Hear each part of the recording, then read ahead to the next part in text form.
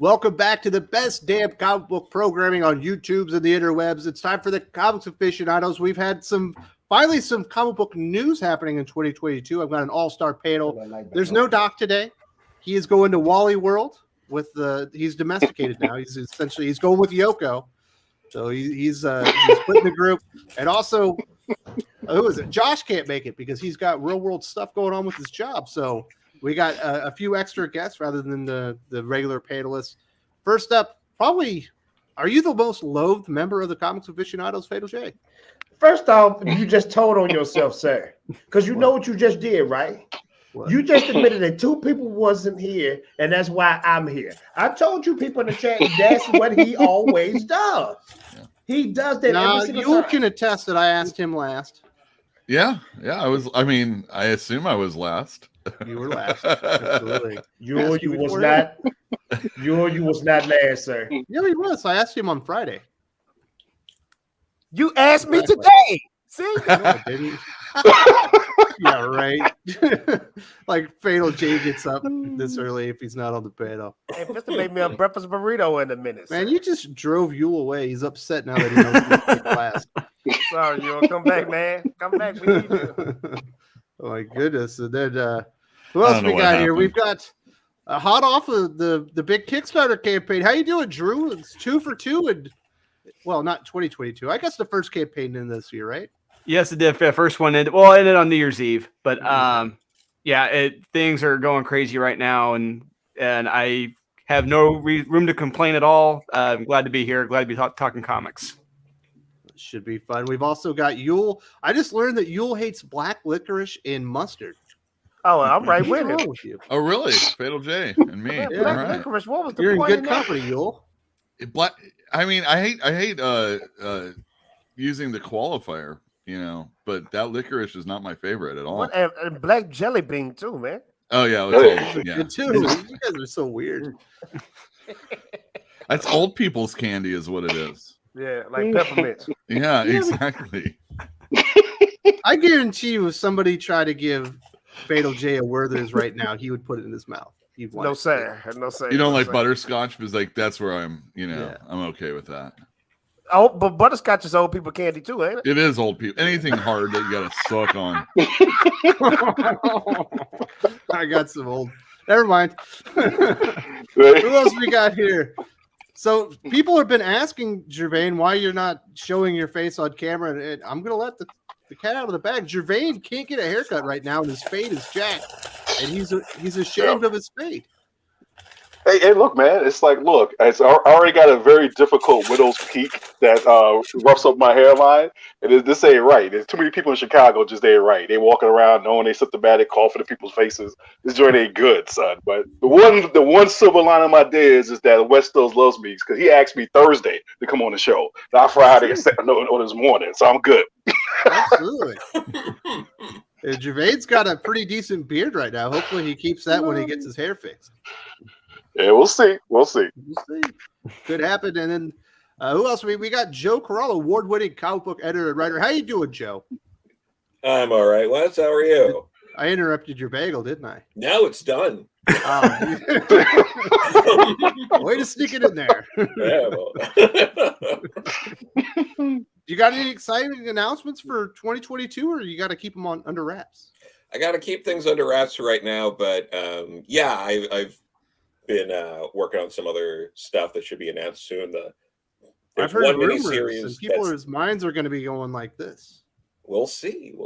But yeah, no, I got one thing that's completely finished. Another one that I'm working on the 4th script of. So I just did a lettering pass on the first issue of that one. So yeah, things are moving in addition to editing a bunch of stuff. Very nice. Yep. Award-winning editing, Joe. Don't sell yourself short. It's true. So we had an interesting weekend in comic books. People were up in arms as they found out that DC Comics has bailed on the Yara gang. Joe, I remember that you were one of the founding members of the Yara gang. That's all you guys could talk about. Yeah, no, people really digging her on over on purchase streams and all that. But it's kind of fun. But anyway, so yeah, she was this really interesting character, maybe potentially we were going to see. Turns out maybe not.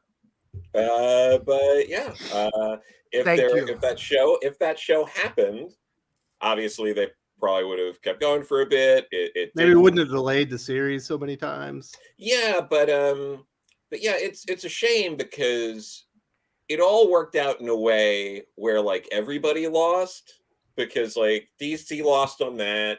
Now they have another.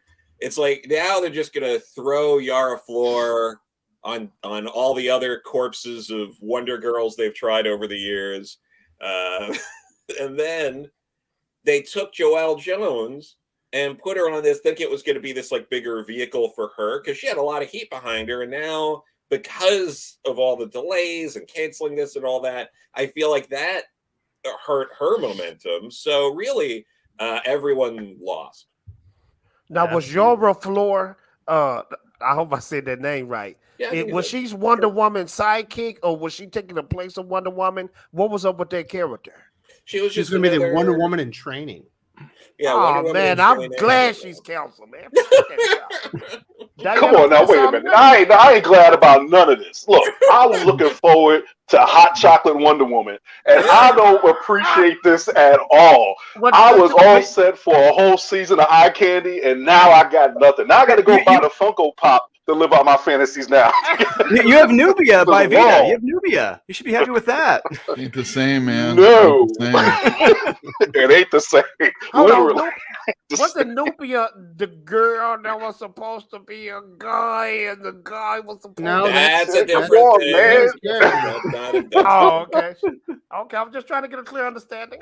But no, Nubia's been around for decades, and then It's the 80s, DC right? didn't do anything with her for a while, and they rolled her back out. That's just what happened.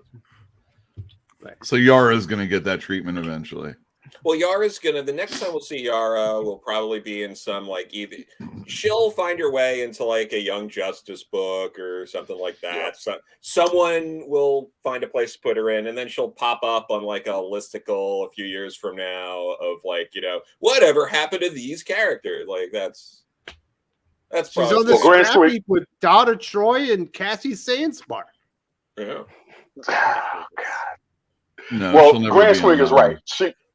She was Cinnamon Wonder Woman, and then Nubia's Hot Chocolate Wonder Woman. So still, like I said, as long as I get a poster with both of them on it, I'm good. Gotta be looking out for Child of the Amazons. That's right. Going to be in there.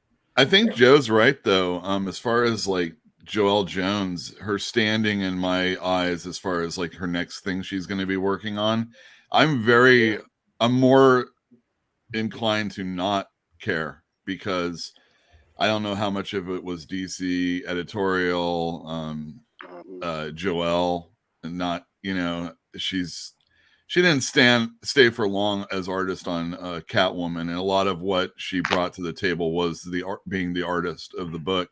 Yeah. They got capable fill-ins, but it's just not the same. She has an energy, and I think it really came out in the writing of the first couple issues that she did, and in the Wonder Girl. Then I thought it was great. I just loved the play between her and that bus driver. It was just, it was good, and the action was excellent, and the art was really pretty, and it was a good book to want to, pick up month to month, theoretically. And Yara's hot. It is hot. That's people like. That's what it is, Jermaine. That's what counts. That's right. Hey, look, man.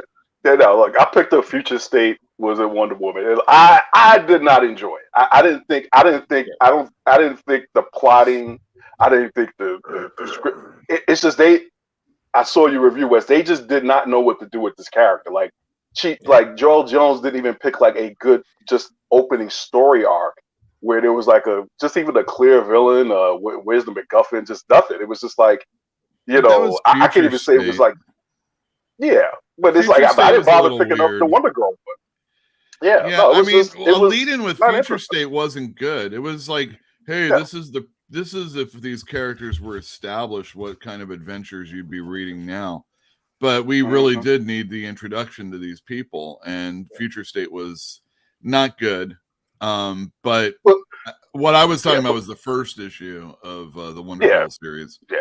I thought, but you know, it was a little bit better in that regard. Yeah.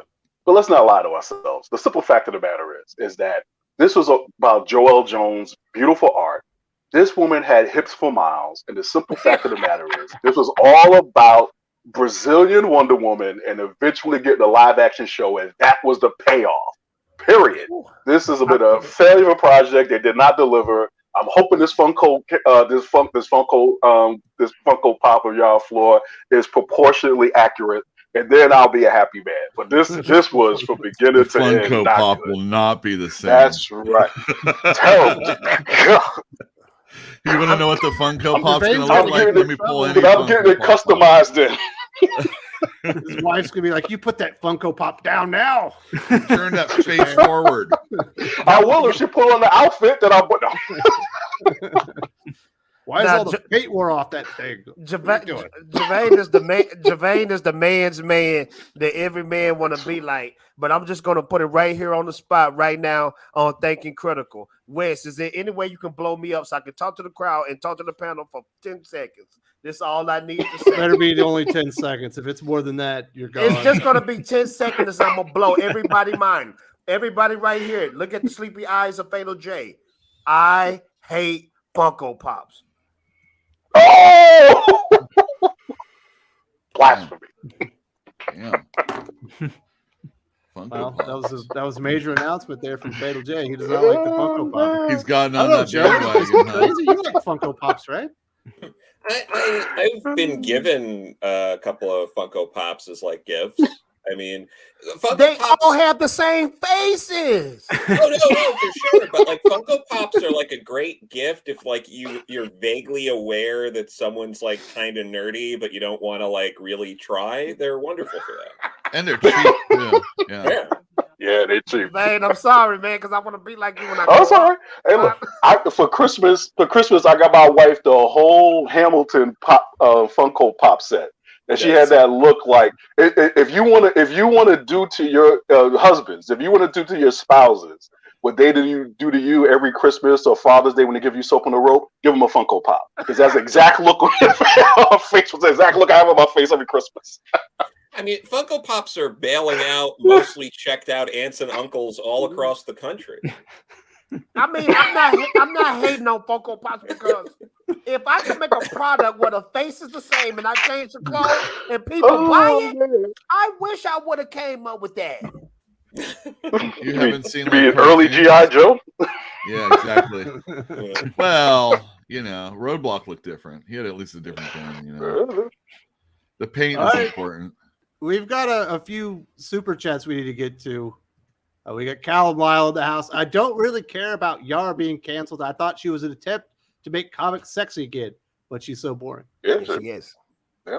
She was. That's It was definitely a sexy, well-illustrated comic book. But that was like one of the issues, Joe. Like if you read Future State, the 3 versions, like Yara's in 3 books. It's 3 different characters. Yeah. And then when we get into this reboot with Infinite Frontier, whatever, next thing you know, you have 2 Wonder Woman books, a Nubia book, Queen Hippolyta's Wonder Woman and Justice League, and then you have Wonder Girls. Like, why are you expanding the Wonder Woman line so rapidly? You can only market so many of these books at a time. Of course, one of them was going to fall through the cracks, if not, a couple of them. No, for sure. And what's more likely going to fall through the cracks is the newest character with no fan base yet because they're not established. And we've talked about this before, and it's been talked about on the channel a lot.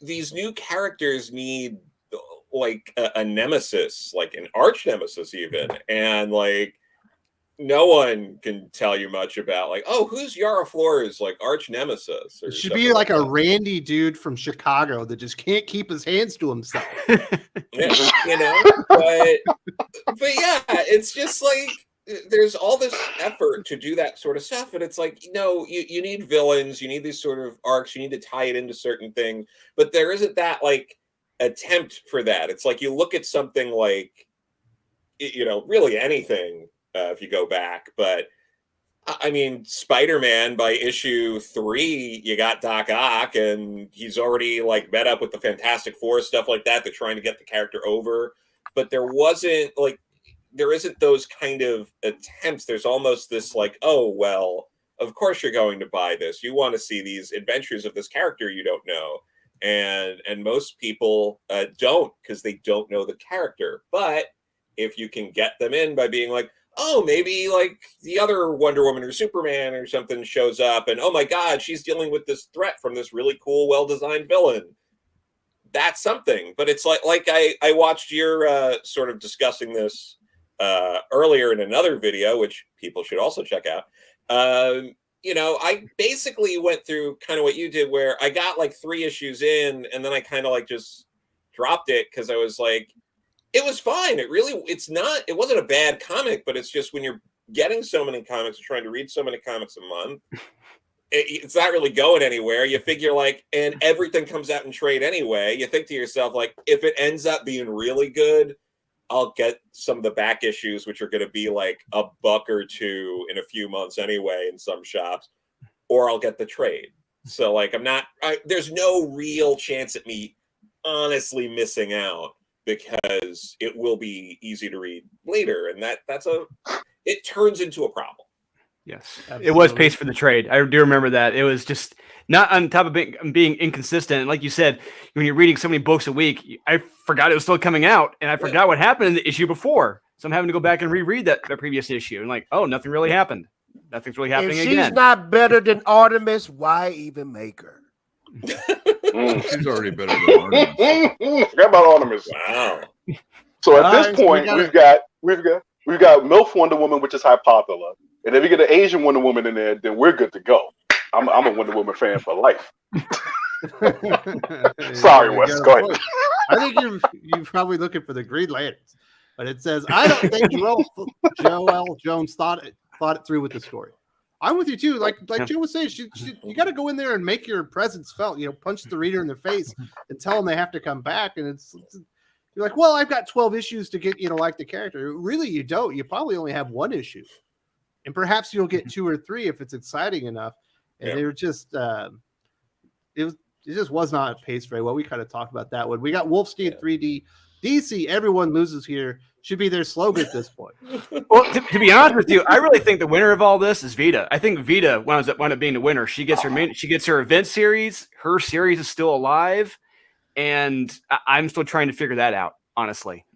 I guess it's a mini series. Maybe that's why that one's still going. Well, no, it's a mini series. I think it's just tying into the overall Wonder Woman event. But when you look at something like Yara Flor as well, another point that I just want to really hit on is there used to be a time where you introduce a character in another book, people express interest in seeing that character more, an audience is built organically, and then they spin it out into, their own maybe mini series first, and then they launch a series.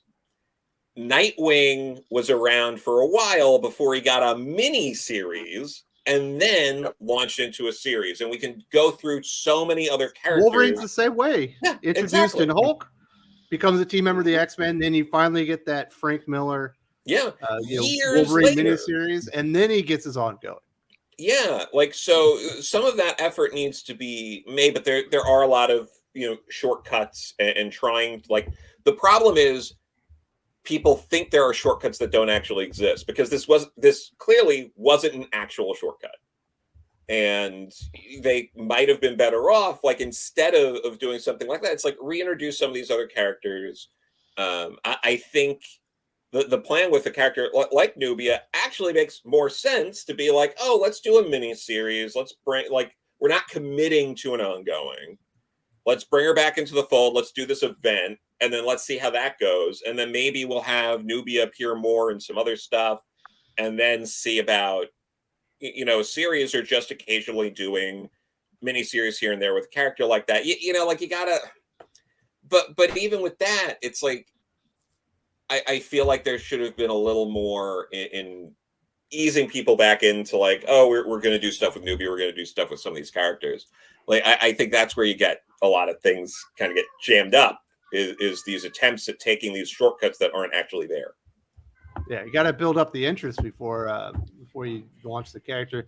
We got Cal Lyle once again. What are the chances Chapek firing the rodent and Fatman, especially after the 616 documentary? I'm assuming this is Dan Slott and Reboot. And that 616 documentary came out, was it a year ago? Maybe. Yeah, Maybe roughly. it's longer than that. It probably was longer than that. So I think if there was going to be any long-term fallout, that probably would have happened by now. And I don't know. We'll see what Chapek does. Obviously he's just now coming really into power. It seems like the other Bob kind of came back in and took things over once the pandemic happened. But maybe there'll be some house cleaning. But I don't think it'll have anything to do with that 616 documentary, personally. Yeah. We've got Lade Kramer here. My conspiracy theory, tinfoil hat, is their series was canceled so future state can be forgotten, and they can say John Kent was always gay, bisexual. Obviously, they were a couple within the future state books, but if he's bisexual, that's what he is. Mm-hmm. He likes boys and girls. So I don't know. I've heard this conspiracy theory. What do you think about that one, Drew? Do you think they're trying to make people forget that she was in a relationship with John Kent? No, it's like you said. They've established he's bisexual, so it's like, okay, maybe he does, change things up when he gets older, because it's decades in the future. Maybe he decides to go the other side. I don't know. I don't know. They're trying. You can't make us forget it. It's not going to happen. It's always gonna remember it. I'm always going to remember America Chavez first. Oh, for those of you that know. Yeah, but she has but yeah, I mean, I think that again, going with bisexual it doesn't matter. You can like whoever, whenever. So I don't think they're ever going to, erase that. Yeah, I mean, him being interested in the girl, at the farm down the road and all that. I mean, there's plenty of, gay guys that, when they're kids, they follow through that sort of stuff. And because we don't do thought balloons anymore, you can really get away with a lot. But yeah, I mean, it's ultimately it's not going to matter either way. What's going to matter is telling a good, compelling story. Yes, sir. And unfortunately, and this is for people that want that representation. I don't think they'll never undo it, but after Tom Taylor's done with what he's doing with the John Kent Superman, I don't see him having an ongoing series again. Who, John Kent? Yeah, they'll just go back to Clark and they'll do some other spin-offs, and maybe John will get a mini-series, and they'll occasionally do a older John with Damian mini-series. Yeah, they should have kept Super years. Sons, man. That was amazingly dope. That agree. Concept. But I think that's like making Bart Simpson a grown man. Don't do it. Don't do it. Everybody want to see it. Everybody want to see Bart grown, but don't. It's not going to make a good story, so don't do it. Yeah, there we go. Sure. I think it had a lot more to do with they thought they were going to get the television show, so they were hotshotting the character. Yeah. No. They realized they put the cart before the horse, and now they're like, well, what do we do with this character? We have plans for Nubia. We have plans for Hippolyta. We got plans for Diana Prince, and we've got Yara Flor just sitting here and nothing to do with her anymore. I think that's most likely what happened, more than likely. We also got Cal Miles saying, thanks for the follow on Instagram. So I guess people are out there looking at his Wonder Woman art. I believe that's what he was promoting last week, right? That's right. Yeah. So congratulations. Hopefully everyone got to check it out. We've also got King KDI. Thank you so much for supporting the channel. The Wonder Woman line was probably increased for the Miller effect. Comic book turned to Netflix HBO pitch. It just didn't work out. It's for synergy. I agree mostly with that one. Yeah. What do you think, Yule? Are there too many Wonder Woman comics right now? Yeah, sure there are. They've done the same thing. Firstly, I want to go back to John Kent. They might continue if they are really behind the character's changes. Then it could happen. If we don't see too much, Kal-El Superman and everything's John Kent. Kyle Rayner stuck it out for a while as a Green Lantern. Wally West was Flash for a long time.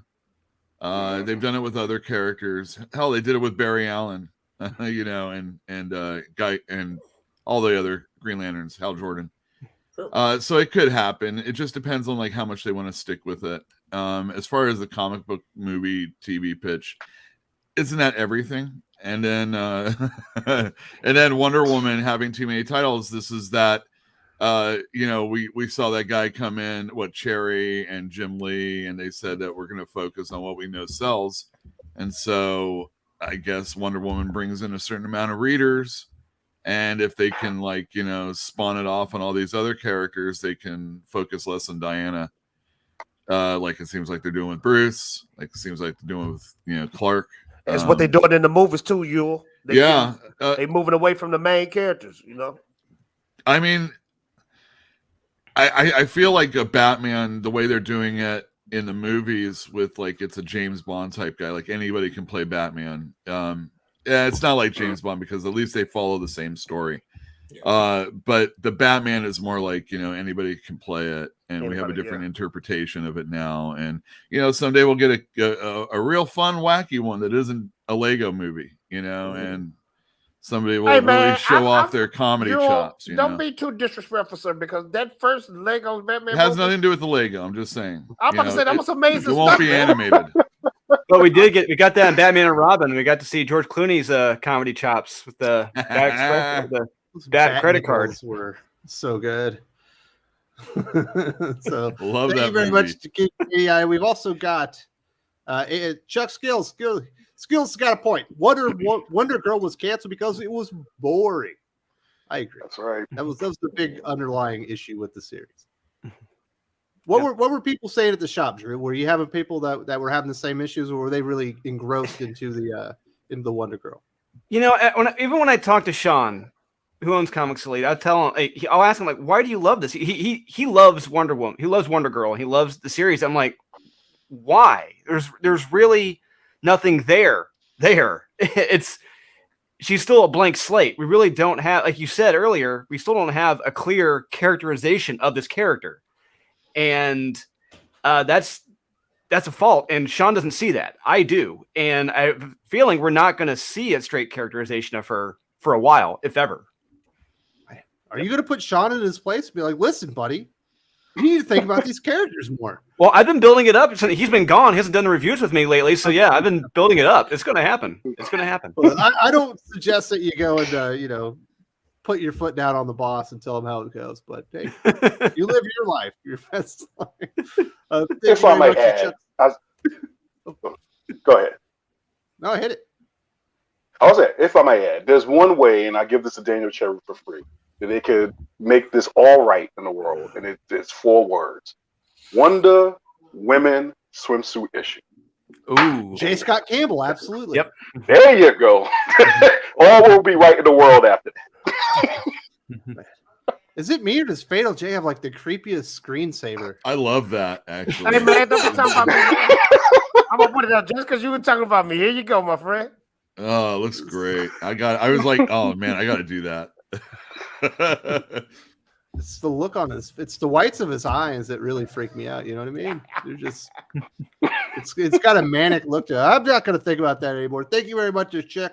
We've also got Doc checking in. For those of you who don't know, we mentioned it earlier. He's out with Yoko. He's splitting up the band. He's going on a road trip to Wally World. He's domesticated now. Never thought that I would see that happen to Doc. You know, kind of, he was like, I don't know. He was my gateway into, being a bachelor, and that's basically God at this point. But he says, smash the like button. I appreciate that. I think right now we're sitting at about 45 likes.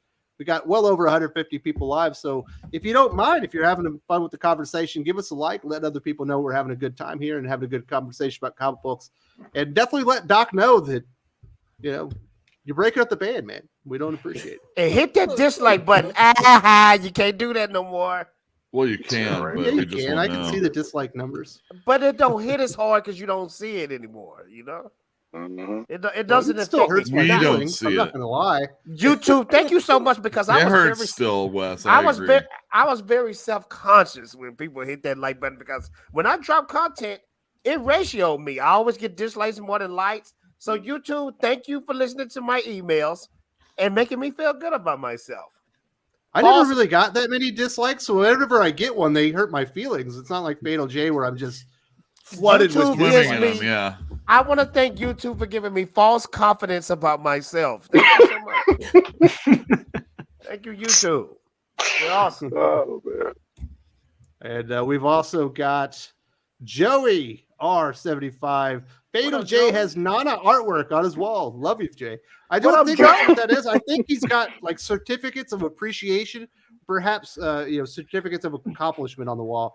Like he learned how to flip burgers this week, and Burger King was like, "Way to go! You're now officially certified to make what do they make? Well, I figure one of those is probably passing Mario Teaches Typing or something like that. And- Yeah. Look, okay, y'all, Super Mario. Yeah. y'all are killing my dreams out there. These are awards. You know how your teacher, she really hates your guts, but she got to give awards to everybody in the room. So she'll give you that one award, the award for just coming to school. These are those Participation award. Yeah, this are participation awards. Okay. Next time, I want to see you wear the ribbons on your shirt so we can see. I got the ribbons. I got the blue one and the red one with the little designs on there. Yeah. Put them on a necklace, man. It'll look cool. 3-way tie for 4th place. Yep. We got Wolf Speed 3D. We have plans, the ultimate issue here. They have a goal, but no interest in putting in the work to get there organically. I think that's the real issue, within comic books in general, Gervais. They see the finish line, they see where they would like to be, but nobody ever wants to put in the hard work and sometimes years of effort, to finally get there. Yeah, there's a quote, and I don't want to misquote the person, but basically it says that if you don't generally beat up, and Joe will appreciate this, beat up or punch around the script, then you're a fool. It's like right now, Name and Concepts, we're working on the first 2 projects we're releasing later this year, and we're working on the treatments, and I've taken the treatment and shared it with some other people to get some feedback. And so, now I got to think about 15 different things. Like, okay, is this right? That right? This requires some work and some long-term planning and thinking. And then when you look at with the Yara Flor thing, it's just like sitting here, right? After having gone through it, you go like, what kind of questions do they ask about this project? Like, like, where's this going? What is she doing? Why should the audience care about what she's doing? What's the payoff? What's her status quo, and what happens when she gets to this point? How does the status quo change, and what does that take the audience in terms of this? It just felt like such a tack on in terms of the whole future state. I didn't even bother with the Infinite Frontier stuff. And it just felt like such a tack on, and it felt like it really was. And I'm not saying it wasn't successful. It really did depend on Joel Jones' artwork. That was the selling point. Like, it was just basically a circular. Like, we all said it, a circular for a TV show that never happened. So yeah, it's it's clear that and like I said, as Yul said, you don't know how much of this was DC editorial or not, but DC editorial, I would say, definitely failed Joel Jones in this one. It's like, because and I think it's just good enough that some of us are smart enough to figure that out. But that's one thing, as you work as an editor, what you realize is that you want to make your talent shine, because at the end of the day, it's their name that's on that book. And they're going to take the first hit before people are hip enough to realize that the editor should have taken a hit on this one. But yeah, it takes more than just, we got plans. What do you do, Gervain, if she's a great illustrator that wants to write, but her scripts aren't great? How do you work around that? Oh, you beat Jim she Shooter. wants No. to do this. They should have put her with Pure Tomasi. They should put her I with Pure understand Tomasi. that, Pure but when Tomasi could have been guiding her scripts along the way. No. But when an artist gets exactly. it in their head that they're going to be the writer also, how do you sway them from that? Well, first of all, you should have enough of a working relationship with them that you can say, look, so what you do is that to Drew's point, is that you team them up with somebody, you put them up with somebody so that they're working the book along the way. Somebody who's plotting it out, somebody who actually knows how to build characters and write engaging stories. So you can teach them along the way. But beyond that, you as an editor ought to be able to tell them, this is why you're not a good writer, and do it in such a way that you don't damage the working professional relationship. I can't do. This is something you can't teach people. Joe, if I'm wrong, Joe, then tell me I'm wrong. This is a skill that you can't teach people as to how to let somebody down easy. Because the thing is that you run into people all the time. you know, I've had a couple of conversations over the last couple of months with people where it's just like, look, I'll ask for a script for a reason and somebody's samples, so I can look at how they translated something from the script into the actual work that they're doing. And then if you don't know what you're talking about as an editor, then you won't know how to tell somebody, look, you need to work on this here, you need to work on that there. You don't take them out in the back like Old Yeller and shoot them, but you do give them some hope and say, look, if you work on A, B, C, D right here, come back with this, then let's talk. And then it's up to them if they're going to do the work or not. But as an editor, the way you let somebody down easy is you tell them the truth, and you actually base that truth on something other than, well, you didn't spot enough blacks. Because that's what editors usually stick to with it. Javay, you said the best answer. That first answer was the best. Though you said you pull a Jim Shooter. That's what you. That's do. right. You pull a Jim Shooter. Say no, but you say no with love, and you explain to them why it's a no. But then you also give them the tools and the tips to get to a yes, and then they have to go and apply themselves. Because now what Yule is really talking about is what happens when you somebody when they just ain't got the talent, man. Now you say, and at that point, bruh. Now I go to Donald Trump on this one. It's like sometimes, you know, when you have to do some things, people just ain't gonna like you. When you fire somebody, there's nothing you can say to get somebody to like you and say, here, look, you're fired. I mean, look, you're just terrible at your job. You show up late all the time. This, and that. And there's nothing you're going to say to make them feel better about themselves or even the interaction.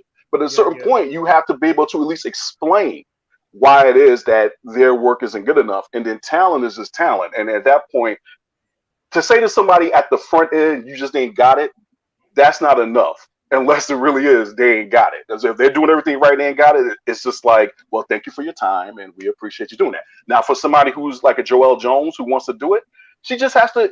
He could have sent her like with what was it, Chuck Dixon, if I remember the story right, with Denny O'Neil. Chuck Dixon was not ready at a certain point to write. So I think if I remember the story right, this is a myth or legend, he had him basically go to like a writing conference or a writing camp or something. Then when he came back and he was ready. Same thing with Mike Allred. He'd been trying to get work at Vertigo for years, and Karen Berger just kept telling him, "This is what you need to improve." And when he put that work in, he got work at he got work at that point. So you know, it's excuse me. Is that me? Is the audio messed up for anyone else? That's yeah, you ought to have enough of a working. My audio always mess up, and you ought to know, and you ought to have a good enough skill set as an editor to be able to let people down. And if you don't, you shouldn't be editing, especially with your established talent. All right, so I guess I got to do this. Gervain has inspired me. Fatal J, I'm sorry, but you're fired. You're just not good enough. I've been hearing that all my life, so that don't work. Okay. Oh, damn it! In this case, you lock the door. See that? You get a restraining order.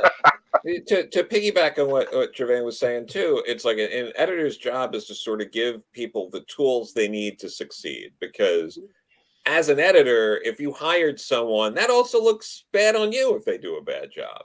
And it's important to sort of cover your bases, go over things. Like, for example, if you're dealing, like, let's say you want a certain mood for a story and you're working with the team, you know, sending reference, going over those sort of things, being proactive.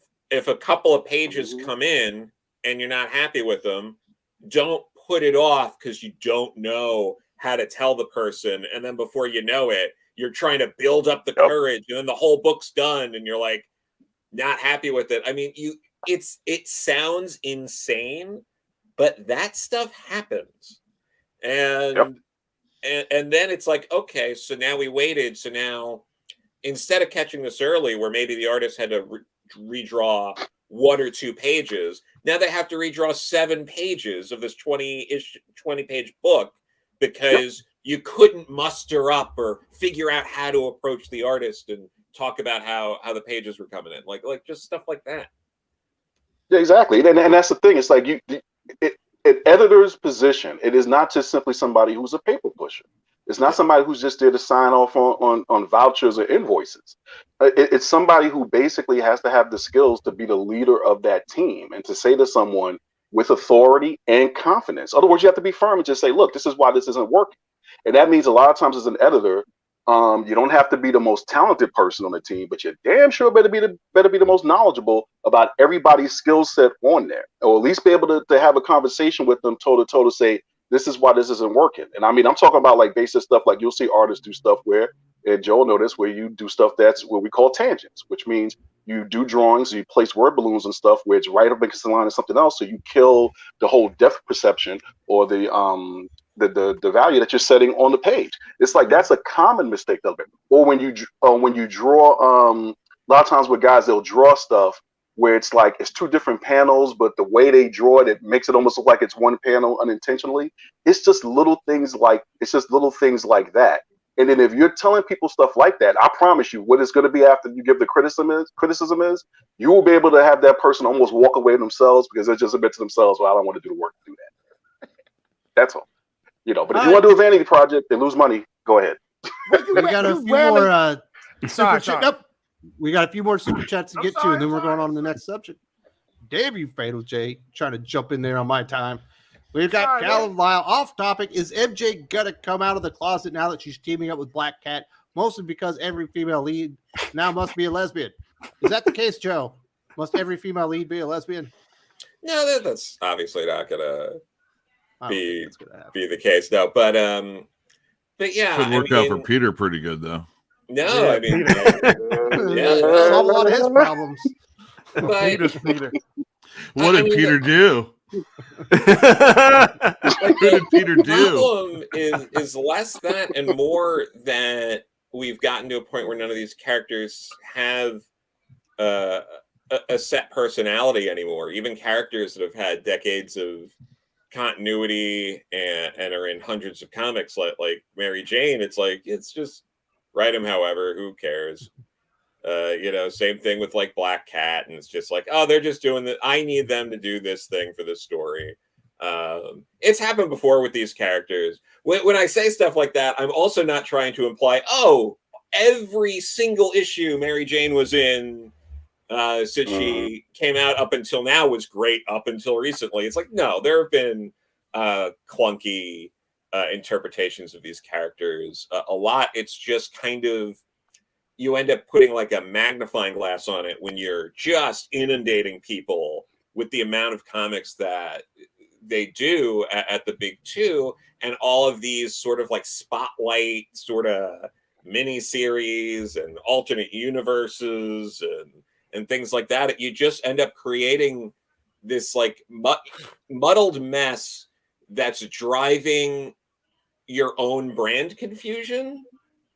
And I think that's where it gets really mind-boggling. It's like you're creating your own brand confusion with your own characters that people don't quite get. And some of those characters, it's like, okay, you can kind of make some sense of it because there's a long history of Batman being goofier, being grittier and stuff like that. But some of these characters, there isn't. And they still create all this brand confusion. And that it's tough. It's tough to get into it. It's tough to care with some of this stuff, because it's like what ultimately is going to happen with what's going on with Black Cat, like things like that. It's like whatever. We got another super chat. I think this might be our first one. I think this is from Iceland. I think this is Crota. So thank you very much for supporting the channel, Robin. To be fair, Nubia and Diana are just as boring and uninteresting. The whole Wonder fam, at least Joelle Jones was killing it on the art when she did it. I disagree with that. I completely disagree with that. I mean, I love Artemis. It really comes down to the writer. Peter Tomasi, he wrote a short story in Wonder Woman Black and Gold in like issue 5, I think, where Wonder Woman is going to hell to save her friend and bring him back. It was arguably the best Wonder Woman story last year, and he got her right, and it was exciting. It all comes down to the writer. I disagree. I like Artemis. I like Artemis, man. I think I like Artemis better than Wonder Woman. That's a dope character. Because ain't she in the Red Hood's crew? What's that group called? Sure. The Outlaws? I don't know if that's the Outlaws. True. The Outlaws. I love the Outlaws, man. But like, I mean, I like Artemis in so much as I hope she's in another movie soon, because she had a very small appearance in like the first Wonder Woman movie. She's just kind of like there. But if they put her in one of these movies, then Bill Loebs gets a paycheck, so that'd be nice. So I'm pro that. That was a good time for Wonder Woman too. Deodato was learning his trade and passing it on to his studio mates. Oh yeah. Pages. Yeah, he was just drawing heads on them. But no, that was those were good Wonder Womans. There's people in chat talking about different times. Of course, you got George Perez. That was an excellent time. Again, if he was not doing the art, I don't care as much. But Phil Jimenez had a nice little run there. He had a scripting help by other people. One of my favorite Wonder Womans is a Joe Kelly one. So that's for you, Doc. Callum Lyle says, Jay, you described Vita. You were talking about Vita Ayala? Who, me? Well, you're the only Jay on the panel. That wasn't me. I didn't Sorry, describe Callum Vita. Lyle, you are... The only Vita I like is Val Vita cheese. That sounds delicious. On a breakfast burrito, right? Yes, sir. Oh my goodness, this guy. We got Mr. DC Comics. He says George Perez and Marv Wolfman had the best Wonder Woman origin and saga. I think it was just George Perez, wasn't it, Joe? Well, I think George Perez. You had Len Wein was doing some of that scripting earlier, but there was another guy too that like George Perez piggybacked off of. I'm blanking on his name in the very early stuff, but yeah, he was co-writing with Len at the time for that, and then eventually he would co-write with Mindy Newell later on in his run. So, but yeah, no, that was really good. Honestly, all the stuff between Crisis on Infinite Earths and Infinite Crisis, that like whole kind of run averages pretty well. Like it's not all perfect, but there's like that's a long run of Wonder Woman over 200 issues where most of it's above average. And I feel like people kind of like gloss over that and act like, oh, Wonder Woman was never that good, or like, oh, she's not that interesting. It's like that's a pretty lengthy run with a lot of different creators that did mostly really solid stuff. Definitely. Thank you to Mr. DC Comics and everyone who supported the channel. Really appreciate that with the super chats.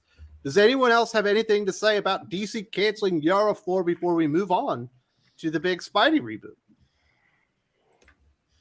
Nope. Sad. It's time to talk about Amazing Spider-Man. We now know that it is going to be John Romita Jr. returning to the character that made him a comic book legend. Zeb Wells is moving from the X-Men office from Hellions over in to be the Amazing Spider-Man writer. This is something that I had hoped would happen, but I knew wouldn't because Marvel Comics don't like me, quite frankly. But Drew, it's here. Zeb Wells as the lead writer on Amazing Spider-Man. It's big. It's huge. I like it. I'm completely on board with it. But my one reservation, hey, look, I love JRJR. I love JRJR. But I think really his best days are behind him at this point. I'm sorry. I'm going to say that now. And I really think he was at his apex 20 years ago. And I really don't think we're going to get him on a consistent basis. I really think after probably 5 or 6 issues, we're going to start getting the fill-in artists, and he'll start coming in maybe once every 2 months to do an issue. I think JRJR might be the weak point of this run. That's my opinion. Man, those fighting words. You're lucky Fatal J isn't here. He'd be jumping down your throat. What do you think, Yule? Is this going to be a good fit? Obviously, Spider-Man has a built-in fan base. It's always going to be a perennial bestseller. I think JRJR will probably bring in some eyes. I don't know that Zeb Wells will, but I do think the people that read it are going to be happy and they're going to stick with it because I do think Zeb Wells is like particularly hot right now. Yeah, I think Zeb Wells is probably the person of the group of writers in Amazing Spider-Man right now that really stuck out more than anybody. Other than that Ziegler guy, he's gotten a lot of chances. And I think he's done an okay job also. You think he's running with the title again? Cody, it's his other brother, I think. Oh, the podcaster. Cody. He's pretty good. I've enjoyed his stuff, but sticking with Zeb Wells, a guy that's like slaved in the comic book. He's been there for a while, and this is definitely a good chance for him to become a household name. I think JR Jr. personally, for me, still good. I think his Fantastic Four that he did recently should show you how good he can still be. I don't think his heart was in most of the DC stuff, and it just didn't really, every once in a while it was good. There were some good pages, but He had some decent Batman, but that Superman stuff was awful. Yeah, the Superman for the most part. The Frank Miller one wasn't that great either. His Silencer was actually quite good. If I was saying that his stuff at DC wasn't good, then actually isn't supposed to be an insult. His Silencer was really good, so he can come back. He'll do awesome. But how many issues of Silencer did he do? That's like, he only did 3, but that was almost everybody. But then it was and Silencer was more in his wheelhouse too. Yeah, it was more like a Marvel book. For some reason, he just didn't click over there. Yes, Fatal J. You want me to wait till you finish? Jesus. Huh? I don't have good manners. So let me finish real quick. Okay. Now we talking about Ramada. Wait, you got something on your cheek. Oh, excuse me. All right, now we talking about Ramada Jr., right? That's gonna be on Amazing Spider-Man. That's right. Okay, now people gonna really think this is blasphemy from your boy Fatal J. So get ready to hate my guts. The people in the chat already hate my guts anyway. Now this is just me. Have you always thought this is gonna be blasphemy? I'm telling you, you guys gonna hate me after this. Don't sell it too hard. Have you guys ever thought that Ramada Jr. was the better version of Frank Miller when it comes to art? That's actually interesting. Because my favorite thing of his is Daredevil Man Without Fear. I could give you that, man. So Javane, you noticed that too? I could give you that. Yeah, I could go with that. What it really is how good of an artist is Frank Miller really? I mean, okay, well, let's keep it real. Let's talk about Frank Miller real quick. That stuff he coming out with now, Well, anything he's comes like out with. 70 years old. If J.R. Jr. is falling away 20 years ago as his best stuff, Frank Miller, that was even before that. It's like a frail old man now. Yeah, that's true. I'm inclined to agree. I feel like Ramita took longer to deteriorate in quality than Frank Miller. Yeah, right. But I just always noticed a similarity in their art style. Yeah. Nothing against. Well, that was Klaus Janson inking him, I think, is what it was. Yeah, and that's a good point. Klaus Janson makes everybody look. I mean, you know how Bill Sienkiewicz, like I could draw my stick figure, and then Bill Sienkiewicz can elaborate, and I was like, oh wow, look at this Bill Sienkiewicz piece. Yeah. Janson will do his stuff, and he will make it look really solid. But there's a Janson aspect to it that comes across, like his art is different when he inks it.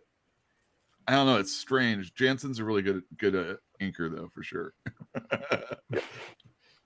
We do have a couple of super chats to get out of the way. We got Cal Mile. Thank you so much for supporting the channel. He says what he meant was that Dargan said about untalented people being hired. That's what he meant by describing Vita. You didn't specifically say Vita, but you were describing. I would never say anything like that. I would never either. Yeah. You're blocked anyway. Unless it's Bendis, Then that's right. That's man. Come on, fair game. Doc and I recorded a video before we did this today, for the worst of the week that's coming out on Monday. We might talk about Bendis. Oh, did you talk about the Legion of Superheroes versus Justice League? Oh, how'd you guess? Oh, I read that too. Oh my god, I could not believe it. Rough. No. Yes, it was not a good comic book. We talk about that one in the Thing number 3. Oh, very strange. Awesome. I haven't read number 3 yet. So it's something. We've also got Chuck Skills, definitely one of the premier handles on the entire channel here. I've only liked JR on Punisher War Journal and Thor. Oh, Punisher War Journal, Yeah, amazing. that was dope. Yep. Yeah. That Thor run with Dan Jurgens, that stuff was so good. He went up against Thanos in that. So JR Jr. very good. Yeah, street level heroes is his thing. Yep. Yeah. What isn't his thing is babies. Anytime he does a child, their head is so big. You know what I'm saying? What is? I see a lot of people when they're making fun of John Byrne, they'll point out his child faces, and they're just like horrible, But you gotta have a flaw, right? Yeah. Or a kid handy. If you have a child or a baby in your comic book, do not contract John Romita Jr. It's going to be messed up. Yeah. Yeah, or at least the inker could fix it. Hopefully, if you have an inker. Mhm. They used to call them embellishers. Right. Very Yep. nice. Finishers. Finishers, yeah. So what do you think, Fatal J? You're a fan of John Romita Jr., right? Yes, sir. You don't read a lot of new comics. Are you going to be a customer for the new Amazing Heck yeah. Spider-Man? Heck yeah. Heck yeah. Heck yeah. Sign me up. I've been waiting for a super dope Spider-Man artist. This from the 90s. Well, I know Ramada is way before that, but I want that top tier artist to be back on these books again. So I'm looking forward to this. I'm They gonna had pick Patrick Gleason there for a bit. I mean, But Yeah, Chala's Patrick- going to be doing Patrick stuff, Gleason right? is good too. Yeah. I don't know, I Drew. think- What was the response from the customers? Are they excited about this? Are they confused? Are they ready for a new Spider-Man and the 60th anniversary, celebration?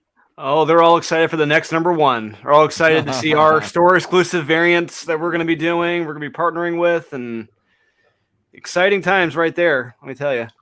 But yeah, I think there's some excitement behind JR coming back. But just like me, I always have to remind people. It's like, how consistent is he going to be? That's the thing. true. That's true. He's like one of the fastest artists in comic book history. But what you all said earlier, it's like he only did 3 issues of Silencer, and that wasn't too long that was ago. every book. The primary artist was off after 3. or 4 Yeah, they were. Even though they led the Jim Lee God. did half an issue, and then he The was new gone. Age of Heroes was such a bust. Yeah. Plus, Victor Bogdanovich replaced him. He it wasn't did. Like Yeah. it went south on that. That was like a pretty good. Plus, he was doing that. Probably that Superman Year One book, which is certainly going to make a lot more money than Silencer was going to do. Obviously he's got a big contract. I think that's probably what mostly had to do with. That was to prove that DC was like, oh, we like our artists and we'll put their names first and they'll create these characters and stuff like that. It's just Put your money where your mouth is. They exactly. they sung it, but they didn't bring it. You know what I'm saying? What is that, Razor Ramon? Don't sing it, bring it. Sing it. Yeah, exactly. gotta say it with the Romita drew a character in his Spider-Man run that was pretty funny to me, but I thought he was dope. Called Shotgun. Y'all remember that character? It was a black dude. He like you. He was a Jamaican dude. He was a Jamaican dude, and his powers was shotguns. He shot shotguns out of his hand, or he just had just pull them out. Just as he was shotgun. That was his name. Right. So he's less of like a supervillain, and he's just a criminal. He was like the black version of Punisher, but you know how Punisher can do different weapons. He just had shotguns. I hope he brings him back. I know we're getting Tombstone and Doc Ock to begin with. Hopefully, Shotgun makes the. That'll be cool. Make the cut. I do want to say thank you very much to everyone for supporting the channel. We do have a couple of super chats. We got Dewmaker, our very good friend Jerome, says, let's raise those likes up. We are right now, I believe, at 93. We got over 200 people watching right now. So if you haven't, please give us a thumbs up and let us know. Let everyone know that we're having a good time. You are tuned to the best damn Saturday morning show about comics with Wes, Fatal J, Yule, Jervain, Joe, and Drew. Shout outs. Let me tell you something. We got 200 people up in here and only 95 likes. If you don't get up to 100, I'm going to sing the Golden Girls theme song. So you better get it up.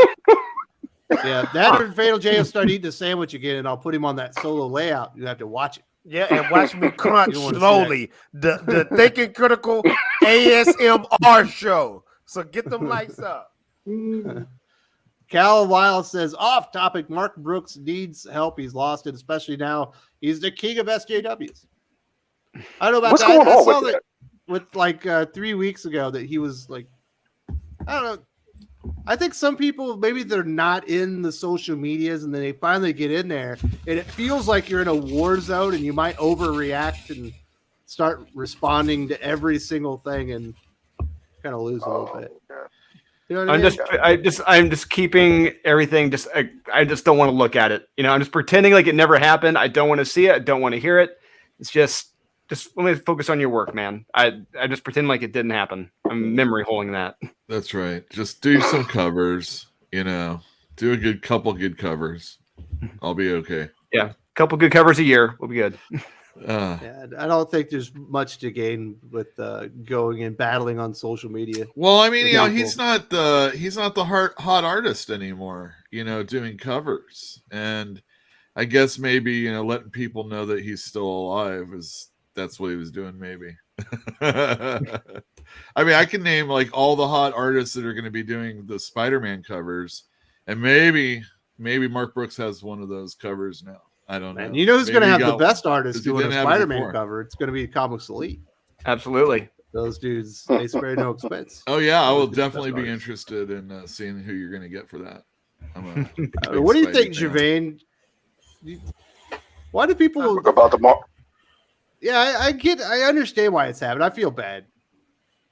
Probably doesn't. Yeah, well, I mean, I don't know what's going on, but it's like, look, I have to confess, having been a keyboard warrior back in the day, it's like I personally did it because it's with my government name and my government photo ID up there. Because there's a point where I just enjoy mocking people, but it's like some people just come on to social media just to lose. I mean, that's what they just come on there just saying whatever out of nowhere just to lose. It's like they'll quote things, will say something here and say something, three comments later in the thread. It's like, yo, bro, you just said this right up here.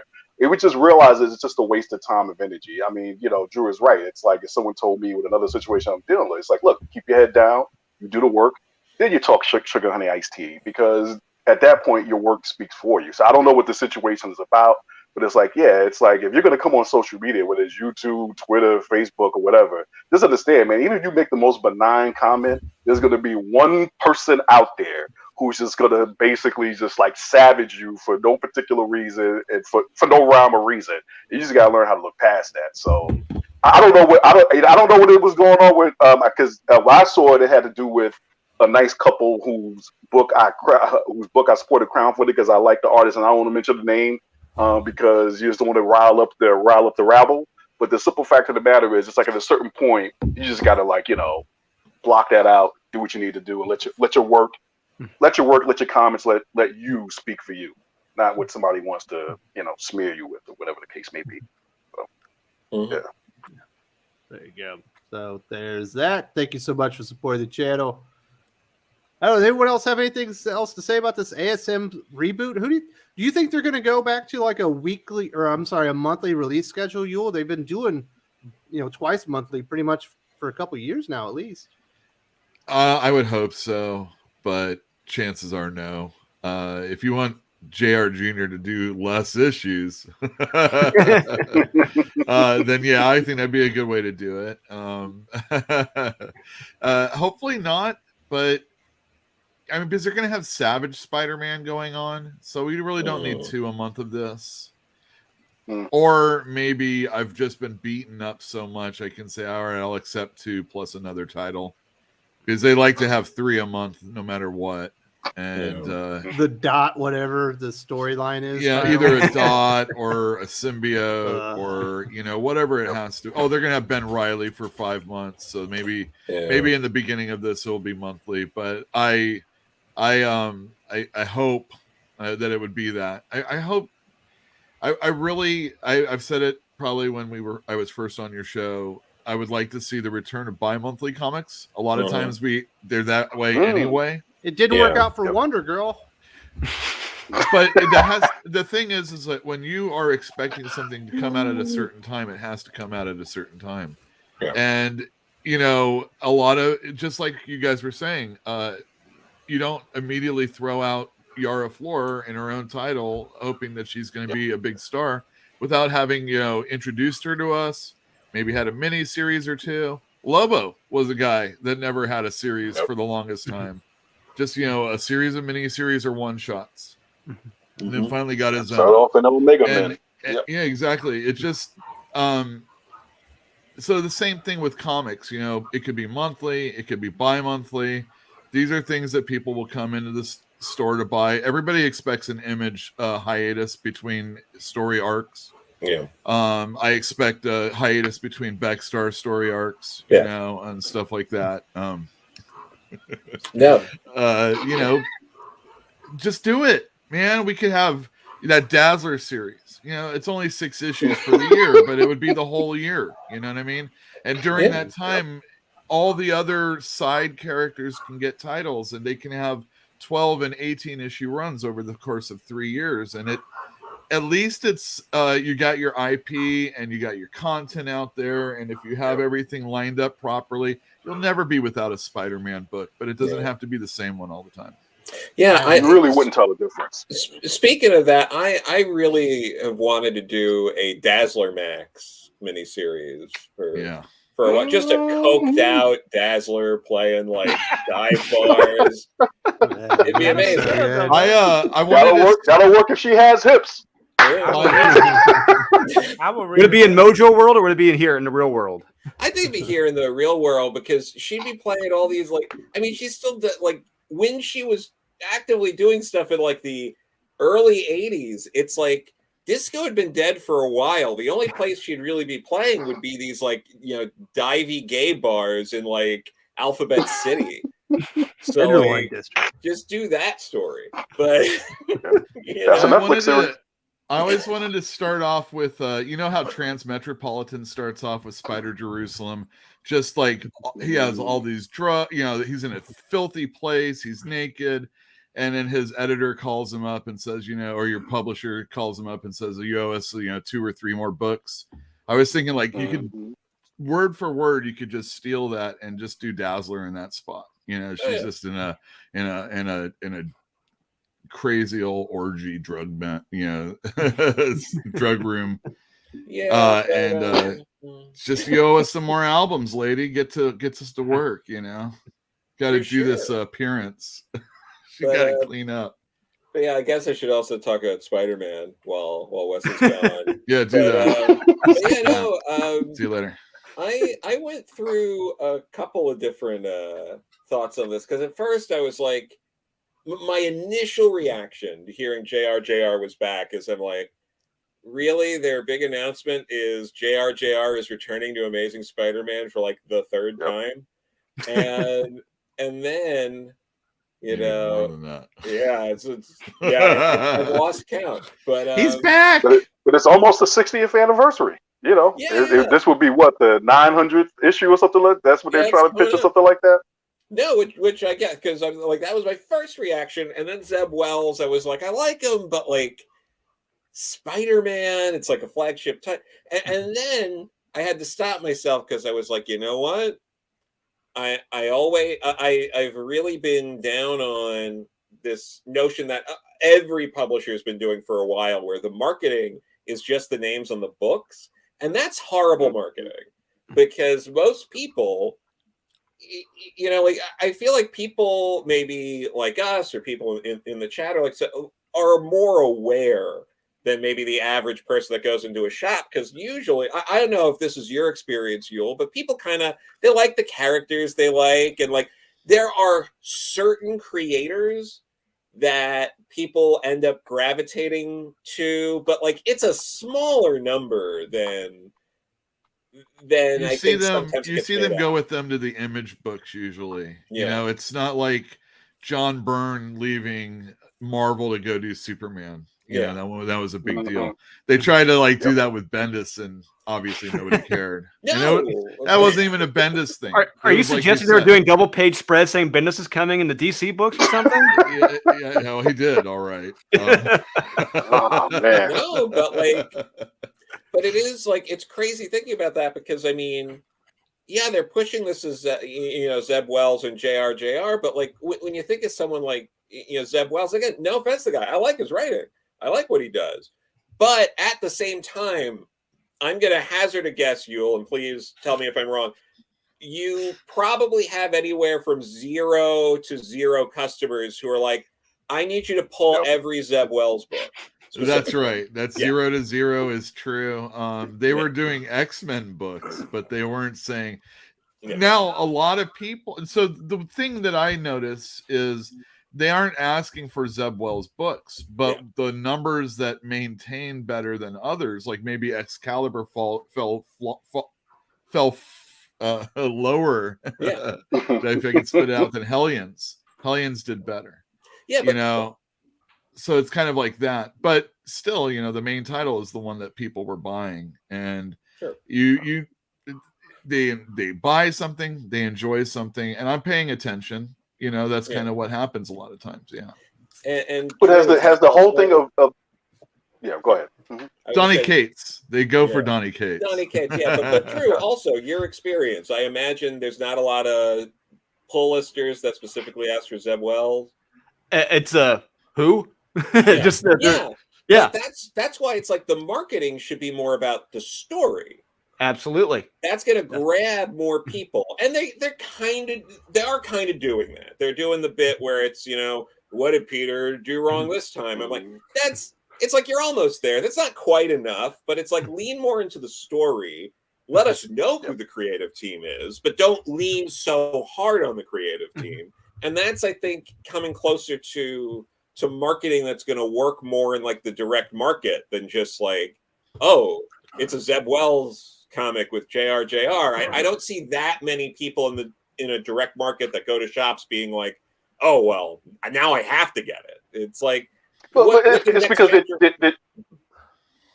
but they're trying to stretch the whole J. Michael Straczynski JR collaboration and trying to like give Zeb and you like just trying to get Zeb that rub, and it's like it's not enough. It's not enough to get him that rub to make us think that we're going back to like that Moreland storyline, which in itself was controversial in terms of people you know liking it or not.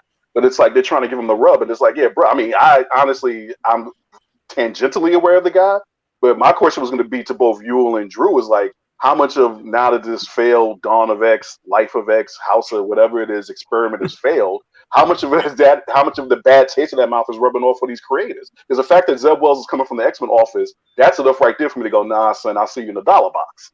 He had the only good book. It was Hellions. Everyone loved that book. Okay, yeah. He had one of the better books, and I mean, really, because I know who. I mean, I know who he is as compared to most of our customers. I'm looking forward to it. But what he needs to do for my customers, he needs to make a big splash in that first issue. He needs to come out swinging, and if he does, then okay. I mean, you're going to bring in the customers. You're going to start bringing them back. As far as King KDI, yes, I did remove myself from the stream. I was trying to unmute myself. I hit the wrong button. So that did happen. He's also got this the super chat. Thank you so much for supporting the channel. Comic Pro PR managers, if they were good or even competent, wouldn't be in comics. That is the problem. I tell you, it's the same problem all the way down to the distributor level. Most of the stuff is done like in Memphis, where all the other distributors are, you know, all the other companies, and you work for Diamond until you get, you know, your time spent, and then you go and work at the good job. And a lot of times in comics, it feels the same way. You know, everybody loves Michael Golden, greatest artist, one of the greatest artists in comics. He was an advertiser, and would come back for the love of comics. And you'd see a lot of people that would do that. You know, some of our, you know, the greats have real jobs. and that's a good point. Was running a PR company when he was doing his Marvel work. Yeah, David Lloyd worked on Geek Vendetta. He was in PR. He was in advertising. So thank you very much for that. Do we have anything else to say about ASM before we get into this DC? I'm going to push the hell out of it. Absolutely. Come on, guys. This is your chance. I know it's going to be like a $6 book, but I promise, Jermaine, it'll be $4 the next week. We ever get to that Batman book? That's the first question I'm asking. We got some unexpected news within the last 24, 48 hours. Geoff Johns is making his DC return with Flashpoint Beyond. I had no idea this story was coming out. I did. I don't know. What do you think, Jermaine? I'm sorry, not Jermaine. Fatal J, you're a big Flashpoint Batman fan. Are you excited for this? Flashpoint was the only thing I liked from Geoff Johns. Wow. What? Ever? The only thing? What? Wow. Yeah, I said it. And I'm just like, Jesus. You know, a lot of people say, oh, his Avengers was good. And I agree. It wasn't. But read his JSA, read Green Lantern Rebirth, read his Flash run. Read his Hawkman. There we go. Yeah. How about I was just talking Hawkman about was dope. Hawkman was dope. I give him that too. Hawkman was JSA. fire. I mean, I know JSA were characters that most people don't want to read about, but which is the a shame. game was That awesome, run and- is fantastic. I love He the did. JSA. I need to give it a shot. Let me give it a shot. I like JSA. Yeah. What about Green Lantern? What about Flash, Rebirth, and all that stuff? I never did get into Rebirth. The Rebirth era. You're not a. I thought you were a DC guy. I'm a, No, not Rebirth. It He's was a when they Snyder brought guy. those guys He's a back. Snyderverse guy. Yeah, Yeah, that's No, right. He's a I'm, Snyderverse guy. I'm a great He's art, great story. anti-Johns. I'm a great art, great story. Well, yeah, that's what Green Lantern Rebirth was back in 04 when that came out. It was him and Ethan Van Sciver. It was 6 issues. It's amazing. Check it out. Okay, I got you. I meant to check that out. What about the Sinestro Corps War? You're a Sinestro Corps. Okay, and now I'll give you What that. about? What about? The Sinestro was dope too. This Remember seems like when a all those, self-fatal those take.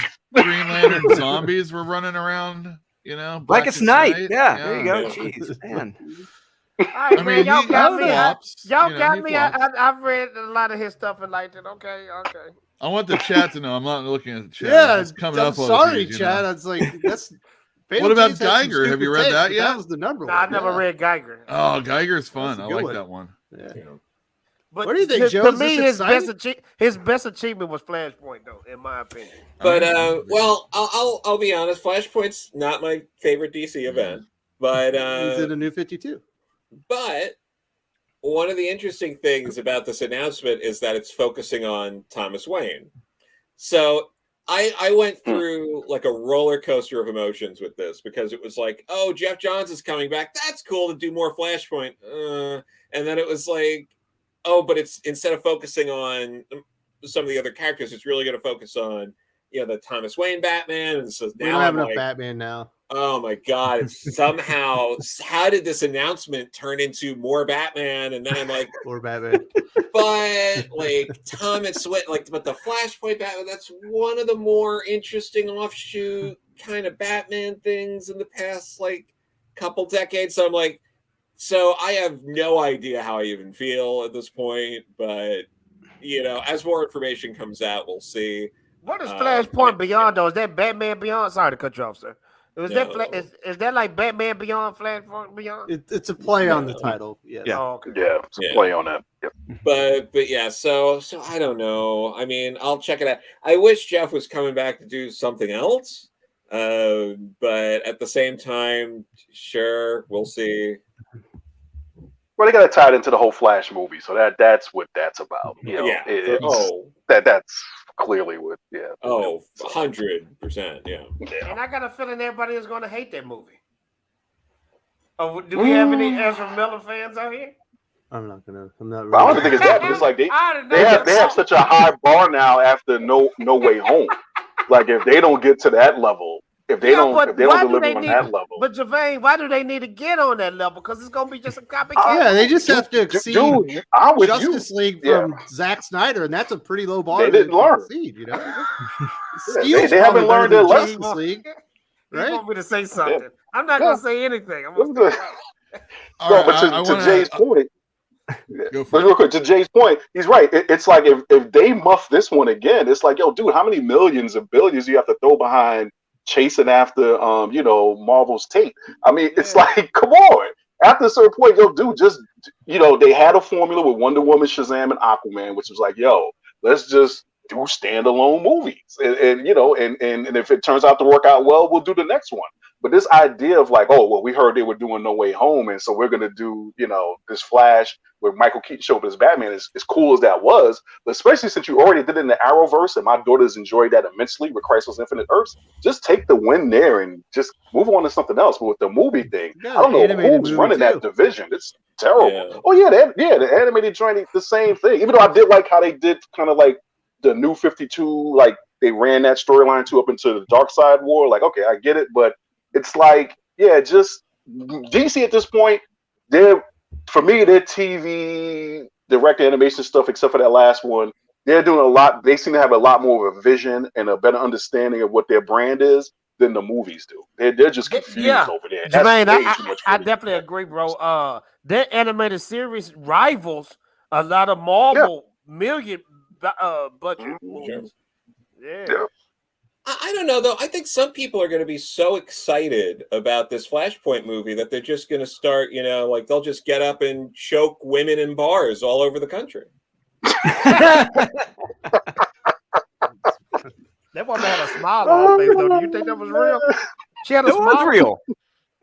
Well, she was smiling, so that must have been one of her fantasies. Oh, or something. man. That's what it is. She's got a kink. What is it, Gervain, that you always say? You never sell it, right? That's right. Don't sell it. Don't sell it. We do have a few super chats to get to. We've got Lade Craver, JSA Princess of Darkness, a great pure action star. Yeah, Awesome. I love JSA, so I'm going to have to check that out. I love JSA. I actually like JSA better than the... No, I ain't going to even say it because that's blasphemy. I'm not going to say that. Say it. Say it. I like JSA better than the JLA. That's fair. I That's fair. agree with that. I would agree with that. That's me. I would.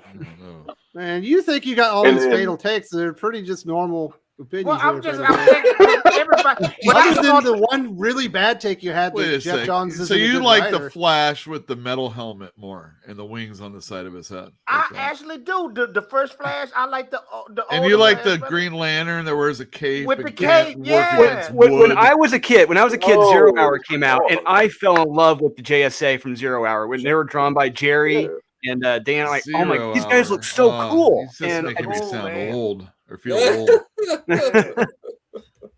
And We've then got it was JSA has had dope. some good runs. JSA is They've had when some Roy good runs. Thomas is writing it. But it was a dope JSA. Hey, All-Star animated Squad. movie came out. We got Cal Bile who said he also did Shazam, but at least Johns is competent and a fan, and he's not dumb enough to write about a giraffe tongue cutter.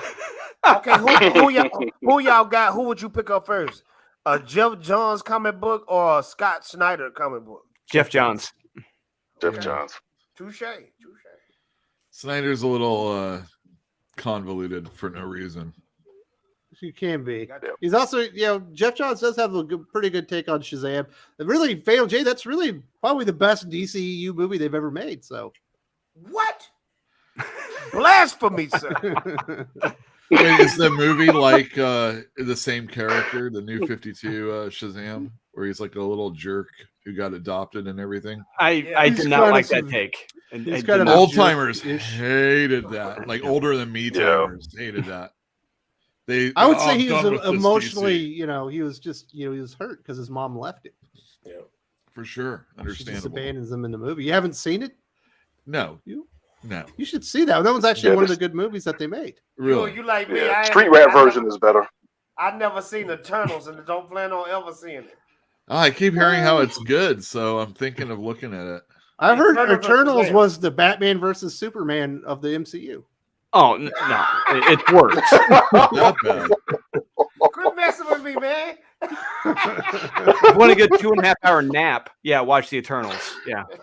Oh man. Well, truthfully, almost Somebody anything I told me watch it's a puts set me to scene. They sleep. said, my friend told me it's a set scene in there. I said, a set scene in a It's not even much of a sex scene. They're just laying there.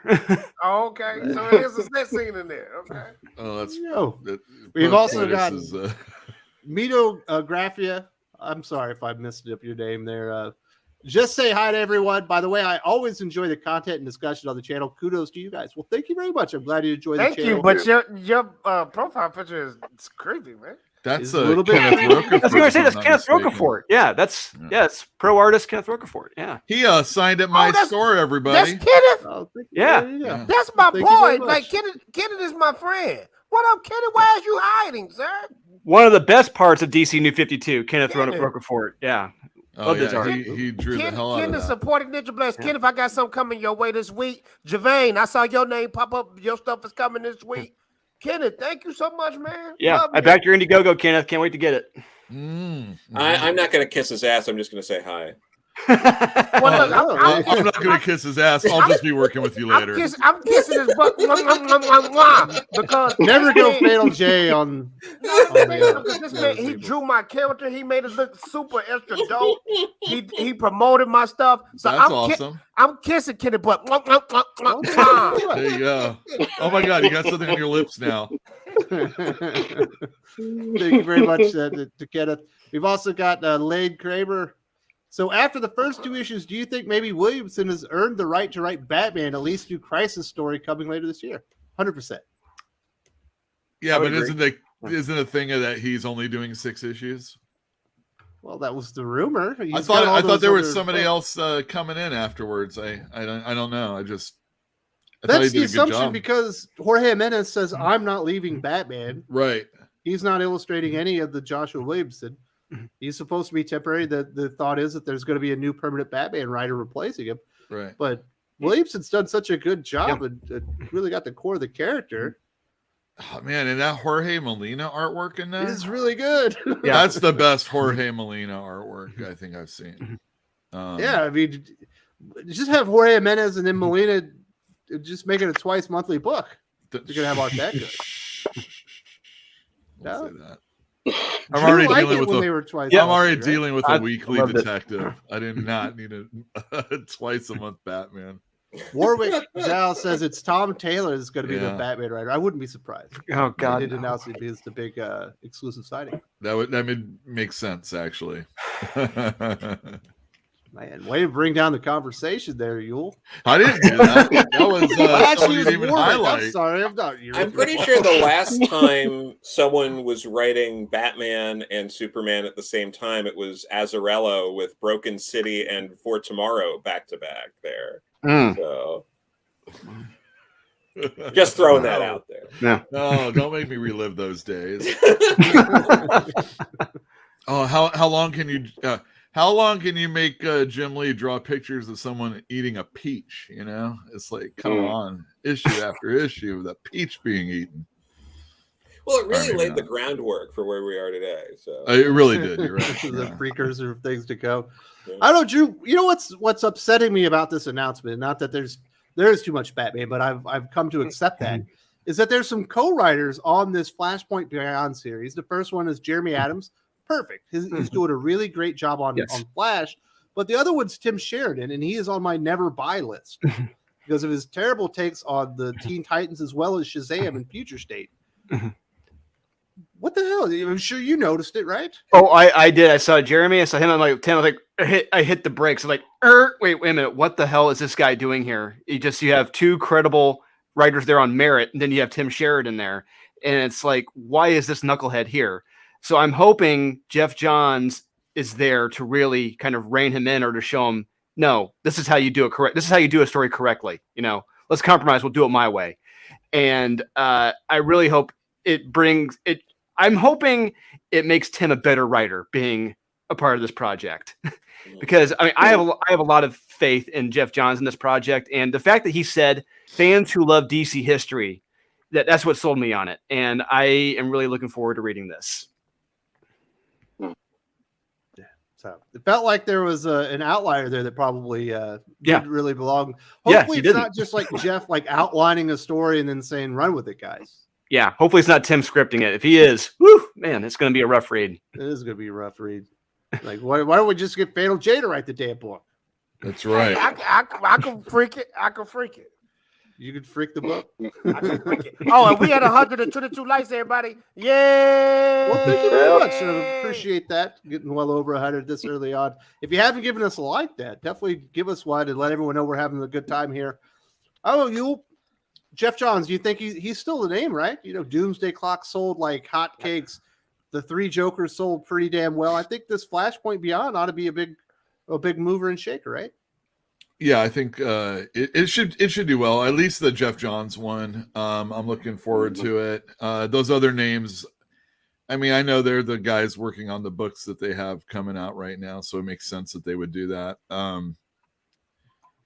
I don't know. I haven't really got into any of the Tim Sheridan books, and actually I haven't even really got into the Flash by Adams. And you like Wally West, you'll like it. Yes. Yeah, I just don't want to read anymore. Flash right now. The artist is fantastic. It's one of the best illustrated books at DC. Yeah, Which book? Flash. Oh, okay. Flash. Yeah, they just had their like 778th issue or something like that. And I don't know. The thing I was thinking about as far as Geoff Johns and this announcement was maybe so that they could get all the hate that DC is going to get bringing Geoff Johns back, because I've seen it. Oh, you mean that racist? You know, and on and on. I stand with Jeff or Ray Fisher or whatever the guys. I'm a Cyborg fan and all this other stuff. So maybe DC's trying to get this out of the way with this one shot. Eduardo Rizzo's drawing it. It's got Batman in it, you know. And so that when he does JSA later on in the year, because that's still supposed to happen, if I'm not mistaken. Hey, and we don't want his name being dragged through the mud for that. Have you dragged his name through the mud yet there, Fatal J? You got the video out? Well, I know the stuff that's going on behind the scenes. But, oh, you do? No, I ain't talking about. I'm not like the scooper type of guy. No, I'm Barbara. I'm not the scooper type of guy. I'm just saying I know the things that Ray Fisher accused Geoff Johns of, all that type of stuff. But I will say this.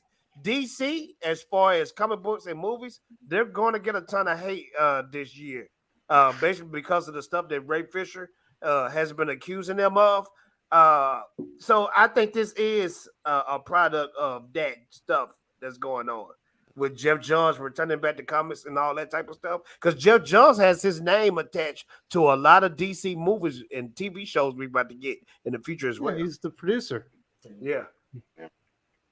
Yeah, and I feel like when I was just talking, I talked to Charlie too much, so I'm going to shut up. I like where your head's at.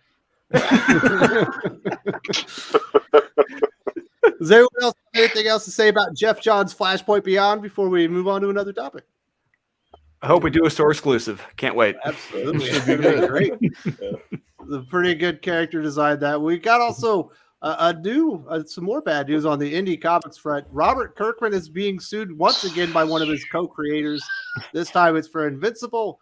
He has been accused of basically, coercing his color artist into signing the way that was right so he could promote the story for other media. It would be easier.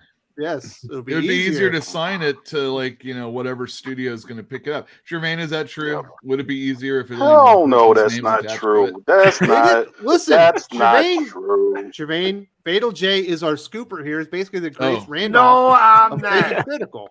No, I've got a scoop. Yeah. I've got a scoop actually on this. I asked somebody that used to work at Image about this, and then they looked at the article and they said, "Oh, that sounds like Kirkman." Wow. No, that's straight up scammery. It's like, come on, man. It's like I'm dealing. There's a family issue I'm involved with now after some family members died and inheritance has happened, and it's because it's like, when you got 100 people involved or almost 200 people involved, you could make that argument. Let's bring it all under one thing because that makes it more attractive to investors. Because no investor is gonna, or nobody's looking to invest in your project is going to want to have to deal with 100 people's separate interest and all of the nonsense. That's not what was going on here, and Kirkman knows it.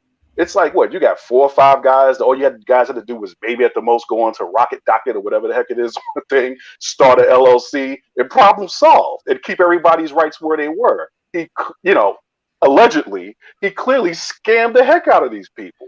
I got people now coming in with the same thing, and I have freaking agreement with a former partner where it's laid out, and for the work that they weren't doing, we're being handsomely rewarded for it. If people come out of left field talking about, you took this and this and that, it's crazy stuff. But with this right here, it's like, bro, never. I'll say this to all publishers out there, all you guys self-creating, whatever it is you're working with other people is, do not offer people deals that you really don't want to offer. Just be honest about it. Give them the right to walk away at the beginning. If you don't want to split the profits with them 25, evenly, then just say, look, I don't want to split the profits with you 25. I'll pay you this amount of money and then kick rocks. But when you sit up there, you sign a deal, because a lot of times when these deals are getting signed and what people are operating from, is like, well, there's not really going to be anything that big anyway. And that's what I've heard from several comic professionals talking over the years about what kind of deals you offer to people. People do a whole bunch of stuff and agree to a whole bunch of things because they never think that it's going to pay off in some sense. And then Invincible, because look, is anybody from the Astounding Wolfman running Kirkman down right now? No. no, you're never going to hear him bounding in the comics or whatever, bleeding cool about the lawsuits being bandied about over the Astounding Wolfman. Come on. But in this case, if he did what they said to do, this is that old Marvel nonsense where they would have you sign the paycheck, and on the back of the check there was the term that said all your work for hire, whatever it was, all your work now is officially work for hire. That's clearly what this nonsense was. If he did it. But don't make deals you don't want to make. Well, it's not the first time he's been accused of this, Joe. Obviously, with one of his co-creators on The Walking Dead, they ended up having to settle out of court. It certainly does not look good for Robert Kirkman to have these kind of allegations out there. Well, he the new Tarzan corner, look like. Yeah, but I mean, here's one thing that I'm not sure it might be a good thing. I don't know, but the one thing that I think we all should be happy about to some extent, it might not be great, but this is one of the first times in recent memory that something like this happened and like comics Twitter didn't have a strong opinion on it. Mm-hmm. Like, it's crazy. Because normally it's like, all right, everyone, get in your lane and don't shut up about it for at least a week. And that did not happen this time. Well, he's an executive at the third biggest comic book publisher, so you might not want to make him mad. Dude, if it wasn't for Kirkman, there might not be an Image right now. That's true.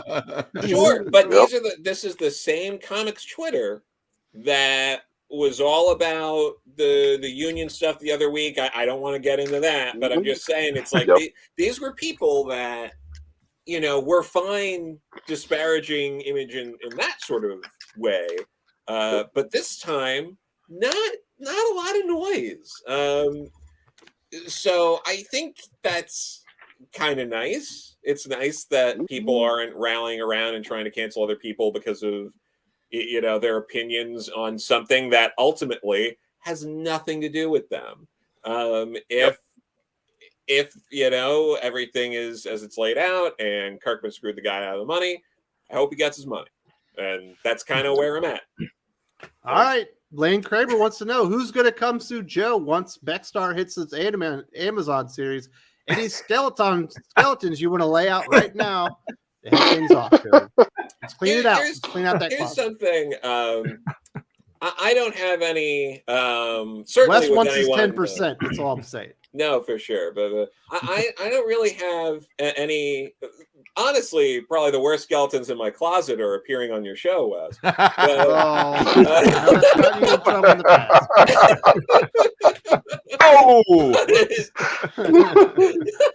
No, but really, while I can't think of any, certainly for people that I don't also have dirt on.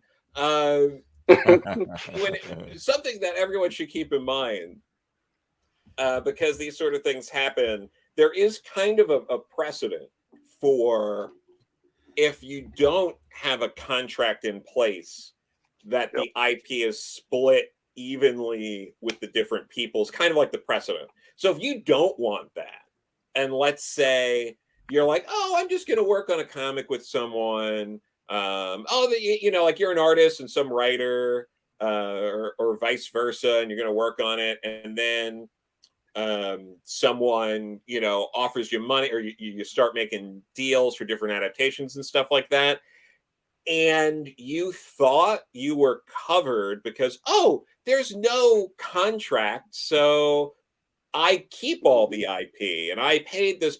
That's not how that works. And if you try that and you have a collaborator that you're trying to cut out, you got some bad news coming your way. So just keep those things in mind. Get that sort of stuff in a contract and get out the amount of, you know, IP or copyright that you're willing to split and have it in writing. Because if you don't, and let's say you're like, oh, I want to make sure I have the majority, so I have to have at least 51%, and then I'm going to divvy it out to other people on the team. If that is not in writing, that is not how a court will take that. So, but can I ask a simple question? Because Fatal J is a simple man. If this show would have never blown up on Amazon, the Invincible cartoon, Will we really be seeing Robert Kirkman getting sued right now? No, because can he answer was that actually question paying personally, the guy yes. residuals or royalties for the other stuff. It's Yeah. when he got the Amazon that he stopped paying it. Oh, Yep. got you. Yeah. Got you. But as an Because outlier, there was yes. an MTV motion comic that the guy got paid for. There was some options that he got the bonuses for. But then once this contract got in, he's like, well, those were just bonuses. That was discretionary pay. Yeah. So that's why it's happening now. Yeah. Got you. Kirkman drew attention to himself, but honestly, Jay, the thing is, anybody, much like a district attorney can indict a ham sandwich, people will sue you over anything for the most ridiculous reasons. So when you have a contract, an agreement, it's there to protect you, because just you having an agreement is not to keep you from getting sued or to keep you or to help you to save money. No, it's there that when somebody sues you and everybody, including the courts, walks you through this whole process, at the end of the day, you might have a victory unless they got the judge in their pocket. But the simple fact of the matter is a contract simply says this is what happened. But Wes is right. If Kirkman was paying him up until that point, like the guy said, well, it's funny how all of a sudden when the Amazon show hits, all of a sudden now you want to stop giving me money. It's like, now it's like, well, how much money you getting? It's like, so that's what happened with that. Gotcha. I'm in the same position right now where I created a character for Sean and Jamie, for Born of Blood, the Giaris. I don't have a contract yet. They're still working on it. So the character does blow up. I want to make sure this is all in writing, what I'm entitled to. Well, it is on video. Yep. Drew wants half. Right? Half. I don't know if it works that way. What right? half? It's a $1 billion property.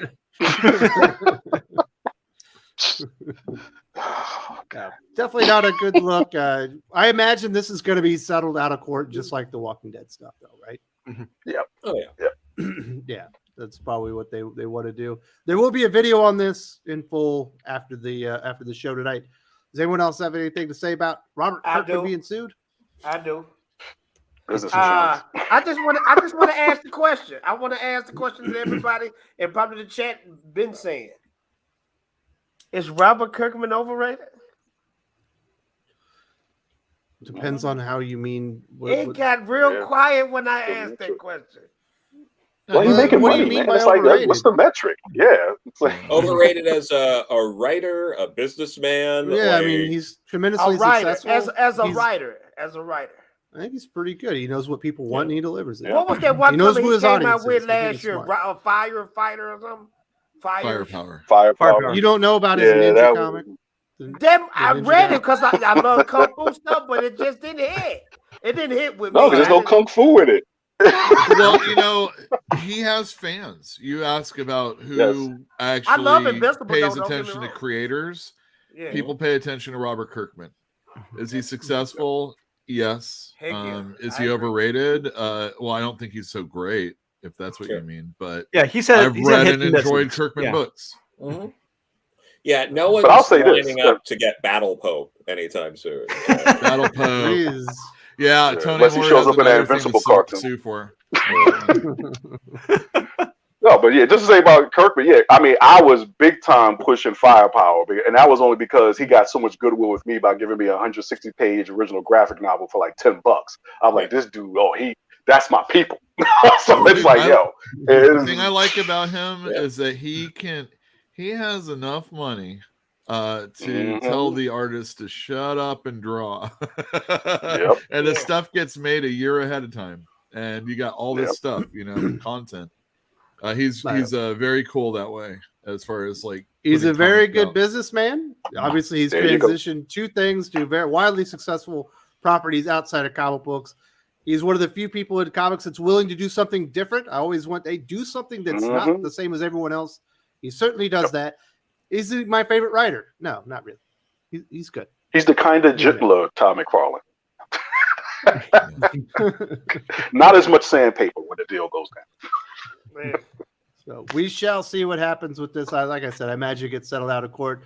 We've got a Tom King Batman miniseries coming up, and he promises, Gervain, that he is no longer going to be bringing the emo heat to this one. It's going to be Batman in an action adventure kind of story. After all these years, Gervain, could you believe that Tom King would do a story that's action centric and not all about trauma and pain and suffering. Well, I'm not falling for that one. The only reason I buy Tom King series is an artist, and I like David Marquez. So you'll know what my only question about this is, which is it $4.99 or not? Other than that, Dave, I might have to see you in a dollar bit. But other than that, it's like I don't believe that King is delivering on this for a minute. No. You have to get somebody else with that one. So Marquez is enough for me to look at it. But I swear to God, I'm not trying to have any more heart attacks this year in 2022. Well, $9.99. It's if he does, and we don't know yet. There's a chance he's gonna put a lot of effort into sort of reimagining his image. There is a version of this where he's successful in that and can then sort of pivot and have a second renaissance. And I think that's what he's banking on with this. Like, I can also do other types of stories, because I think the criticism that's really built up around him over the years has been, he did, the Vision over at Marvel, and then he came over to DC to do the Vision, and the Vision. And I think if he really does turn things around and tells a different kind of story, I think there is that potential to really breathe new life into his career.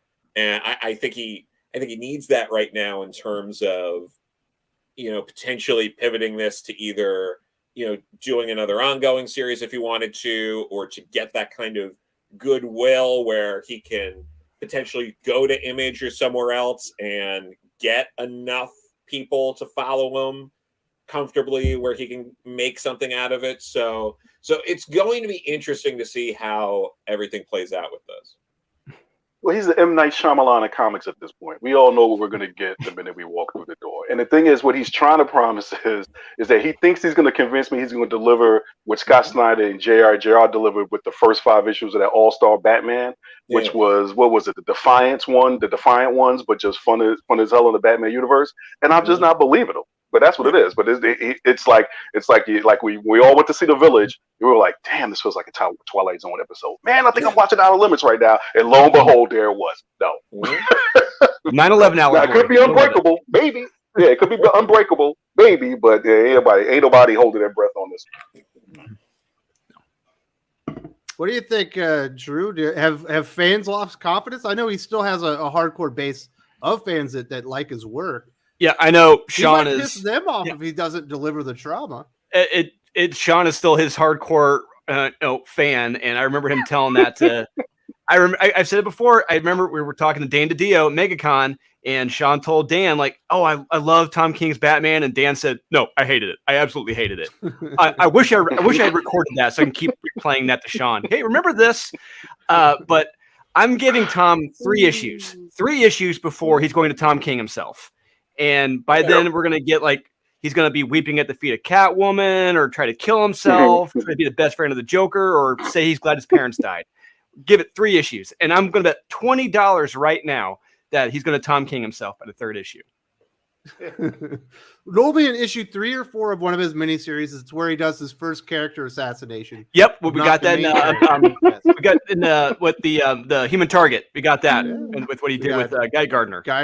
Before that, we got Mr. Miracle. Oh my God! Well, he got 7 issues before that, I think. But he was issue 6. Don't forget Mr. Terrific.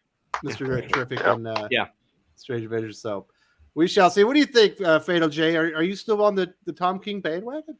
No, sir. I just want a good Batman story that I can start reading. So hopefully this turns out to be pretty good.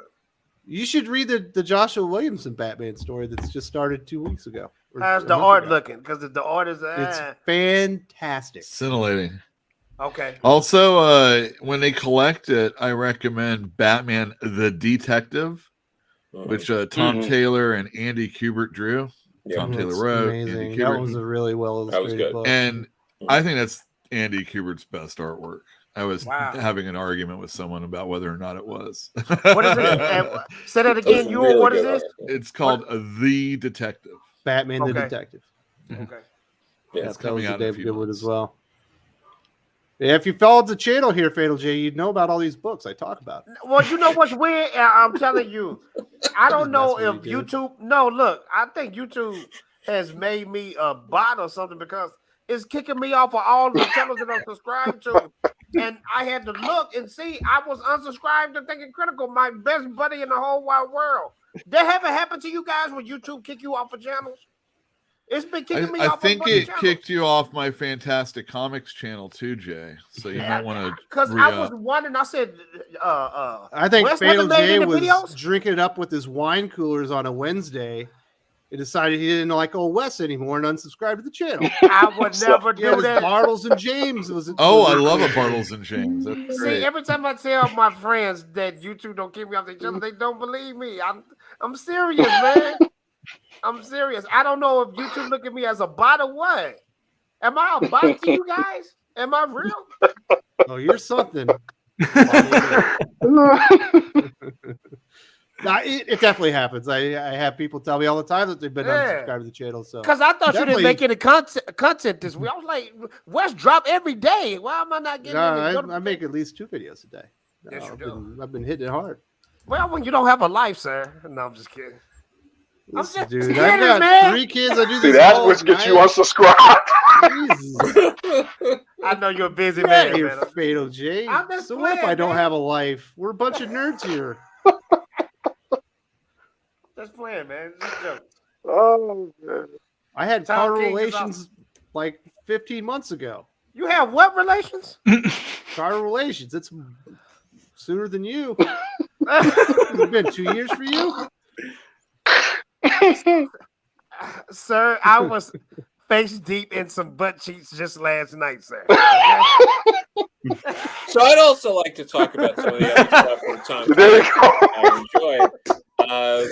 I'll also say that I got a kick out of that Batman Elmer Fudd. I thought that Oh, Oh, I can't afford that one no more. I Christmas thought that special. was It's that was fantastic. cute, and I also thought that Swamp Thing Winter Special, that story, Yes, did that's Yeah. what it was. and, That was good. That was, Yeah, that was that was good. another That was good good. That was one. good. So and the Omega Man was good too. He did. Yes, Yeah. yeah, absolutely. So I mean, Oh, okay. if he actually changes gears, Mhm. which it's we'll find out one way or another soon. But if he does it, this could really be. It would be nice if he listened to fans and their criticisms, like, you know what, I am kind of become one note, or maybe I can't keep telling the story over and over. And actually decided to make a change. I would appreciate that. Yeah, absolutely. Yeah, I would definitely respect. We've got Roddy Boy Comics right here at the PI. Hello, West and the Aficionados. Good morning. Good morning. What's up, Ronnie? Oh, I guess it is 1 a.m. here, isn't it? Morning. Thanks a lot, Roddy Boy. Appreciate that, buddy. Man, I just forgot how late it was. My goodness. I don't know. What do you think, Yule? You got a lot of Tom King fans. Are they buzzing about this, or are they going to be disappointed when he doesn't bring the pain? I will have the Batman fans and the Tom King fans buying this book, so it should do well for me as sales are concerned. I don't know. I'll probably look at it. Whether or not I read it will depend on like how much other Batman stuff is going on at that time. Wow, it's Because only I can gonna be only half of DC Comics. Are gonna be well, that's Batman. all right. So like I don't read Robins. I don't read Robin. I haven't read Robin and Batman. Robin's good. Oh, Robin and Batman's amazing. Really good. I know. Yeah. I don't read Batgirls. I don't read Catwoman. I read Batman. I read The Detective, and I read One Dark Knight issue 1. And was good. I didn't read Catwoman. Dark Lonely Knight City? Returns. I didn't read God, so much Batman Urban Legends, Batman versus Bigby. Off the top of my head, I can't remember them all. Animated Batman. series, Batman Scooby Doo. He's not making stuff up yet. That's the Dude, problem. No, Batman Scooby that's the sad Jermaine. Oh, I own all of them, baby. Yeah, got no problem. You don't buy my time, they'll be $40. Yeah. Batman goes Robin- to school. Batman goes to jail. Batman's scared stupid. Batman saves Christmas. Just That Robin when he goes to that island and he's in that Yeah. fighting tournament. That's a good. dope book. I read the That is a first good few of book. those. It is good. Yeah. Those Francis Manipal variant covers are freaking amazing. Heck yeah, I like him. I don't read Nightwing. There's going to be that really cool Nightwing holding on to Superman crossover cover with Son of Kal-El that's going to be happening soon. So Right. really looking forward to that one. You just reminded me of the Borat movie, the first one. There was a deleted scene where he's in a grocery store at the cheese aisle. He's with the manager. He's like, "What is that? Cheese? What is that? Cheese?" For 45 minutes, just going through the cheese aisle, just talking about all the different Batman books. I'm like, oh my god, I forgot Batman Fortnite. Yeah. Batman and Robin go to White Castle. It's just like, come on, man. Adam J, you heard that from Yule, right? He's What sold out. He doesn't even care if the book's good. He just cares if it sells. Can you believe that? How it's sad He's a capitalist. because, you know, one of the things about being a comic store owner is being able to share comics with people, and it's tough. You know, people come in for their regular stuff, and if you're, I feel bad for the Batman person that comes in and gets everything. Hell, I feel bad for the person that just wants all of Marvel stuff, or you know, some of the things that they have that they put out. You know, they really aren't putting their best foot forward, or the only foot forward they're putting is that they are trying to bilk the customer. And you know, oh man, do you serve drunks? When do you say no more? But I'm trying to make a living. I'm trying to keep going on, and you know, it's working. But this is a bubble that's gonna burst someday, you know, and I don't know in what direction. But that's real interesting that you said that. You said you feel sorry for people that just constantly buy the Batman books. What do you mean? Like, is it the love for the character, or just completionists at this point? It's like the Spider-Man fans. Most of them are completionists. Yeah, there's people that like Batman just because of the villains. You know, I mean, there are plenty of customers that just buy for covers alone at this point. It's true, absolutely true. I mean, there is that. It's rough. I mean, I just don't feel like I'm really sharing the love of comics a lot of times, and that's the rare conversation where I can have a reason to pull out something that's so in between the cracks that I'm like, I can't remember what I pulled out. Pardon me? Come on, man. I wasn't even gonna go there, but you know, something on that bookshelf back there. You know, maybe there's an Astro City. I'm you don't usually get into an Astro City I think I'm the conversation. total opposite comic book head, because to me it has to be the perfect marriage. It has to be some great writing and great story. I don't give a freak that it's Batman or Spider-Man or whatever. It has to be you that say perfect that, marriage. but the people that are out there, that's what they want. You know, I'm lucky to be in a city where I can have a lot of, you know, I could sell Love and Rockets, and people are lucky that I'm a store that has Love and Rockets, because there's not always those out there, and that's a big one. I mean, you know, there's so many. I was pulling out Grendel yesterday, nice, so I could show Matt Wagner artwork, and I was comparing it from the early days to now, but. You know, a lot of that stuff just isn't available, and you just don't have a real cause to pull out a book a lot of times, unless you know someone's blowing up because it was a movie or something like that. I'm sorry, I didn't mean to say you're a sellout. I was trying to make a joke. No, I'm not. This is the. Look. Comic books don't make money for anybody except the studios. So are you saying, that's very interesting what you're saying? The comic book movies, the superhero movies, is that a reason for sales too? No, I don't think it helps at all. I mean, it does and it doesn't. I mean, there will be times when, like, Black Panther did really well, but Ta-Nehisi Coates in Berkeley sold that book also. You know, and probably more than the movie. Gotcha.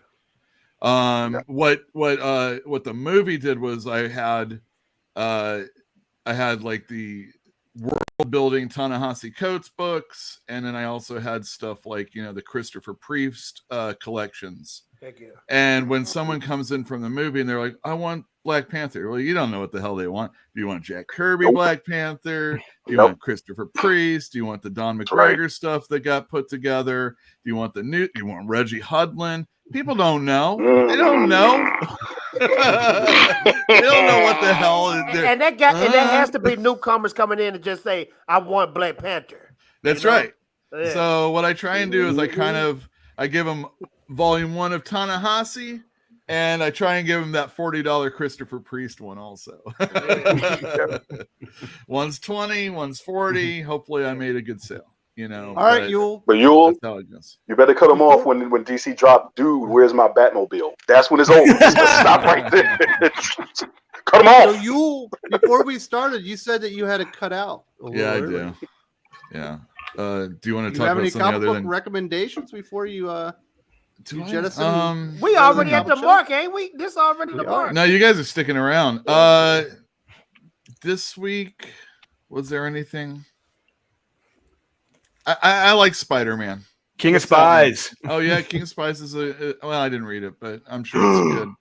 Mark Miller is excellent. I love the Magic Order from the other week, and I got in my Plot Holes by Sean Gordon Murphy. I got my Arc Athena in. That was fun. And that was Eric Canetti, and I'm really looking forward to Copra. He's got a subscription service, or if you have a store that is getting Copra, get on the Michel Fife bandwagon, because that guy does it. It's going to be a $10 price tag now, Gervain, but this guy does everything: writing, drawing, penciling, inking, lettering, coloring, covers, all of it. And it's like a crowdfunded thing. If you're a crowdfunding kind of person, he's going to get 4 $10 books to you, and he's on time. And I love his work. No. That's what I appreciate about Sean Gordon Murphy. He was going for the right price point in the aggregate. So yeah, I'm always going to support that. Yeah, exactly. So thank you very much. Hit me up at Fantastic Comics. And if you're at is it Berkeley Comic? What is it? The Berkeley Comic show. I'm going to be there for the first hour, passing out flyers. There you go. If you see Yule, say what's hi. up. Yeah. And if you don't like him, don't mention that. Just say hi. Well, no, you can say you're an ass, man. Jerk face. What are you doing? I buy all those Batman books. What are you talking about? And I say thank you if you're a shopper at my store. Absolutely. So thanks a lot. Yeah. Really appreciate Thanks, Wes. I appreciate it. Bye, guys. Take it easy. Take care, Yule. Good to see you, man. Good to see you. Have fun. We've got Lade Kramer with the super chat. Says Williams Rogues looks like it could be a fun mini. What is that? What? Is that Marvel? What? Is this a storyline? What's I'm William not really Rose, sure. man? Kramer, You're gonna have to elaborate, Kramer, on that one. I'm sorry. Maybe it came up in good conversation. This is just a little bit too late. But there you go. Thank you so much for supporting the channel. Thank you, sir. Does anyone else have anything to say about the new Batman series? Just Or hope it's the good Tom and they King? got good art. Well, it's a Tom King. 3 comic book. issues. Can have Rule of 3. Tom King is blessed with the best comic book artist somebody could buy. Let's get into this last one. This is going to be the Fatal J special. Okay. I know you weren't a big fan of the Suicide Squad movie, but we got the Peacemaker show. I think it blew out expectations and anything you could have had. I haven't even watched it yet because they. Oh my goodness! I don't care about that stuff, man. Look here, I told you, I am a Snyder Cut cultist. Live in the now, man. Live in the now. No, I'm a cultist, man. Everybody say, "Oh, you're in the Snyder Cut cult." Yes, I am. He's the savior. Zack Snyder is the savior. I don't want to see Peacemaker. I don't even like John Cena. I never did like this right here. What? You didn't like the Doctor of I Thugonomics. never liked it. This Come man. on. Come on, that's cheesy. John Cena's the most cheesiest Oh, man. Who asked for a Peacemaker show? Can somebody ask me that? I didn't Did ask anybody for it, get- but I watched it. It was pretty funny. I will say this: the Suicide Squad, they had some dope characters, even though I didn't like the movie. Idris Elba, out of anybody, should have had his own show. This right here, no. How do you know? You haven't even watched it. And you can tell from the trailers it's the same James Gunn, cheesy jokes, stupid jokes, kid jokes. I don't want to watch that, man. There's not a lot of kid jokes. This is not a kid-friendly show. It's coming. I promise. It's a lot of jokes about hard-ons and stuff like that. Yeah, dick jokes. You know how James Gunn does. It's the same crowd. It's the same crowd. I don't know. What do you, Joe? You actually watched it. Yeah, I watched it because I knew I was going to be on your show. So no problem. But no, I had fun. It was good. I prefer this kind of stuff over the sort of Disney Plus Marvel offerings and all of that. Like this is more adult of my interest. And I also watch your video discussing this, which everyone else should also check out. Wes's video discussing his initial sort of thoughts on Peacemaker. But it's like that kind of humor isn't always like my thing. It's not necessarily what I gravitate towards, but it was fun. It's stupid. It's violent. There's dopey stuff in it that I'm fine with. A lot of it depends on the tone, what's going on. Like so Peacemaker has a pet eagle named Eagly, and it's adorable. It's fun. But the thing is, it works because of the context where it's like, oh, this seems like a dopey kid kind of thing, but this is like an eagle that's like here for all of these like really graphic, horrifying situations. So I like that, like those like sort of tonal shifts and things like that. Like that's my bag. So yeah, I really dug what they were doing. I think it's weird to debut almost half the show because there's 8 episodes, and to dump the first 3 and then to do like okay, it's an interesting strategy, but whatever, it's fine. I like the characters. I like what they're setting up. I know you had also mentioned, sort of like Peacemaker's dad being this, sort of like racist supervillain, but it is based on White Dragon, who is a white supremacist in the comics. Who again they changed him enough from like what like Ostrander was doing in the beginning of Suicide Squad run. I hope they didn't change it to not pay John and Luke McDonnell, but hopefully they get a little bit of a kickback for using that character as well. But yeah, it's I thought it was pretty good. There we go. Anybody else get to watch it? How about you, Drew? Did you get to watch this one? I watched it last night. I was in the actually no 2 nights ago. 2 nights ago I watched it.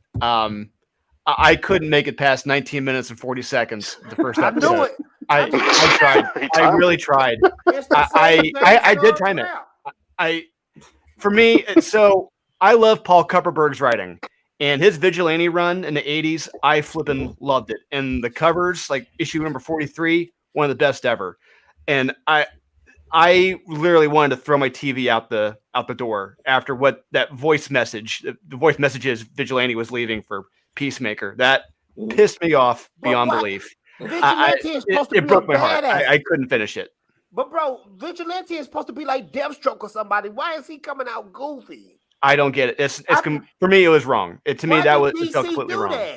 DC always make that mistake with their characters in the movies for some reason. Look what they let Snyder do to Superman and Batman. Stop it, sir. You got a point, is what I'm saying, Jake. No, I don't. No, you're flipping. This is at least a podcast miniseries. I'm personally not as emotionally invested in Vigilante, but I did point that out my review. Is like, if you take the DC universe exceptionally seriously, you might not like that show because it is quite irreverent. If you read those issues of Vigilante, which are fantastic, it's a great, dark, grim, gritty crime series. Yeah. And you see this, it's like, what the hell is this? I mean, this is not what I know a Vigilante in most of any form to be. Yeah. it's very strange, and it just broke my heart because I wanted to like the show, but I just couldn't make it. I couldn't do it. Right. Did you like?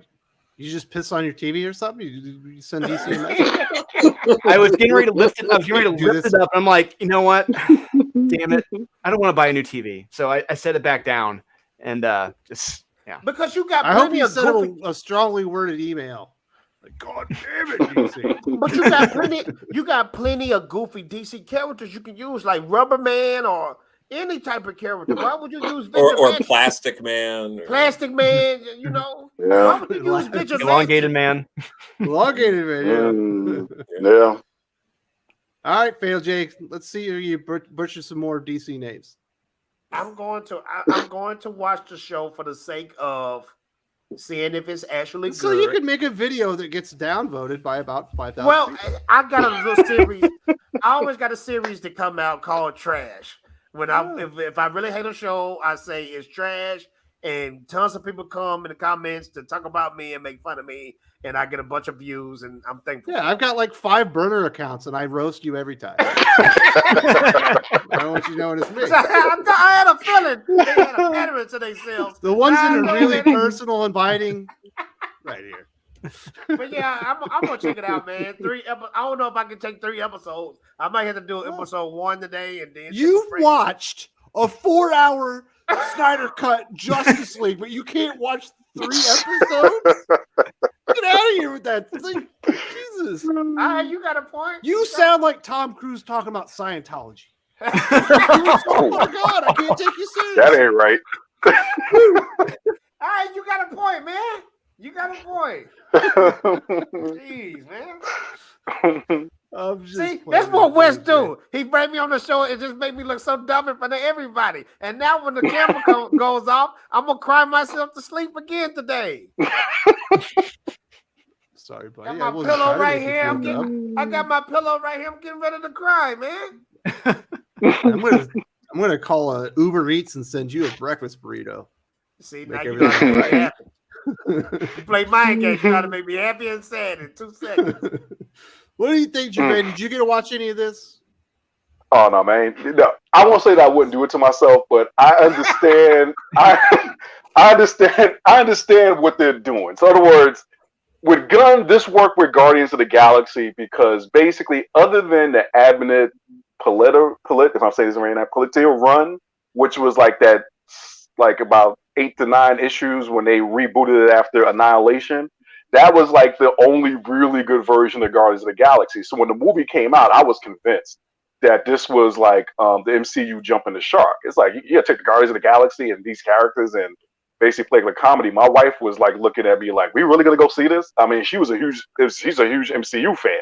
But it's like, it worked, but it worked because these were characters that really, in a lot of ways, except for maybe Drax and Gamora because of the Warlock and even the Infinity Gauntlet stuff, they weren't characters that you had a whole lot invested in. It wasn't like, these were like established characters turned out. Suicide Squad is different. Suicide Squad actually had a very successful run for a long time as a series. And it was like, look, it's DC villains meet the Dirty Dozen. I mean, that's what it is. And it's just like, and Ostrander executed that concept perfectly. If it was just Peacemaker, fine. I got a problem with that. Who knows who Peacemaker is, really? It's actually like you're a Charlton guy deep into it. You could do this to Peacemaker, but to expand it to the Suicide Squad through the movie, and now Vigilante, which is like, yeah, is it like the biggest well-known character, mainstream-wise? No. Maybe you can even argue in the comics community, like maybe a C-lister, but he does have his fans. So it's just like, I think it comes off almost like King-like character assassination in terms of the Suicide Squad movie, but I think for Peacemaker, for what I'm hearing, if I don't have anything invested in the character, it sounds like it might be a nice fun romp. But I will have a problem with the Vigilante because, yeah, somebody said in the chat, it's clear even from the trailers, this is our version of Deadpool, which again is the trap that DC keeps falling into all the time with this stuff. Stop copying Marvel. Yeah, stop copying Marvel. Do your own thing already. It definitely is Deadpool, Junior. That's definitely Deadpool. I didn't think about that. That's a good point. Very good point. And that's from 5 seconds of the trailer. Deadpool, Joe? I think he's just like, he wants to be his sidekick so bad, but he's ain't got time for him. Margot Kidder is not Margot Kidder. Margot Robbie is the other Margot in DC movies. was more of the Deadpool kind of character that they really tried pushing. But like, if you don't consider this, like, if you remove yourself from this being the Adrian Chase from like the comics and that run of Vigilante, it's fine. Exactly.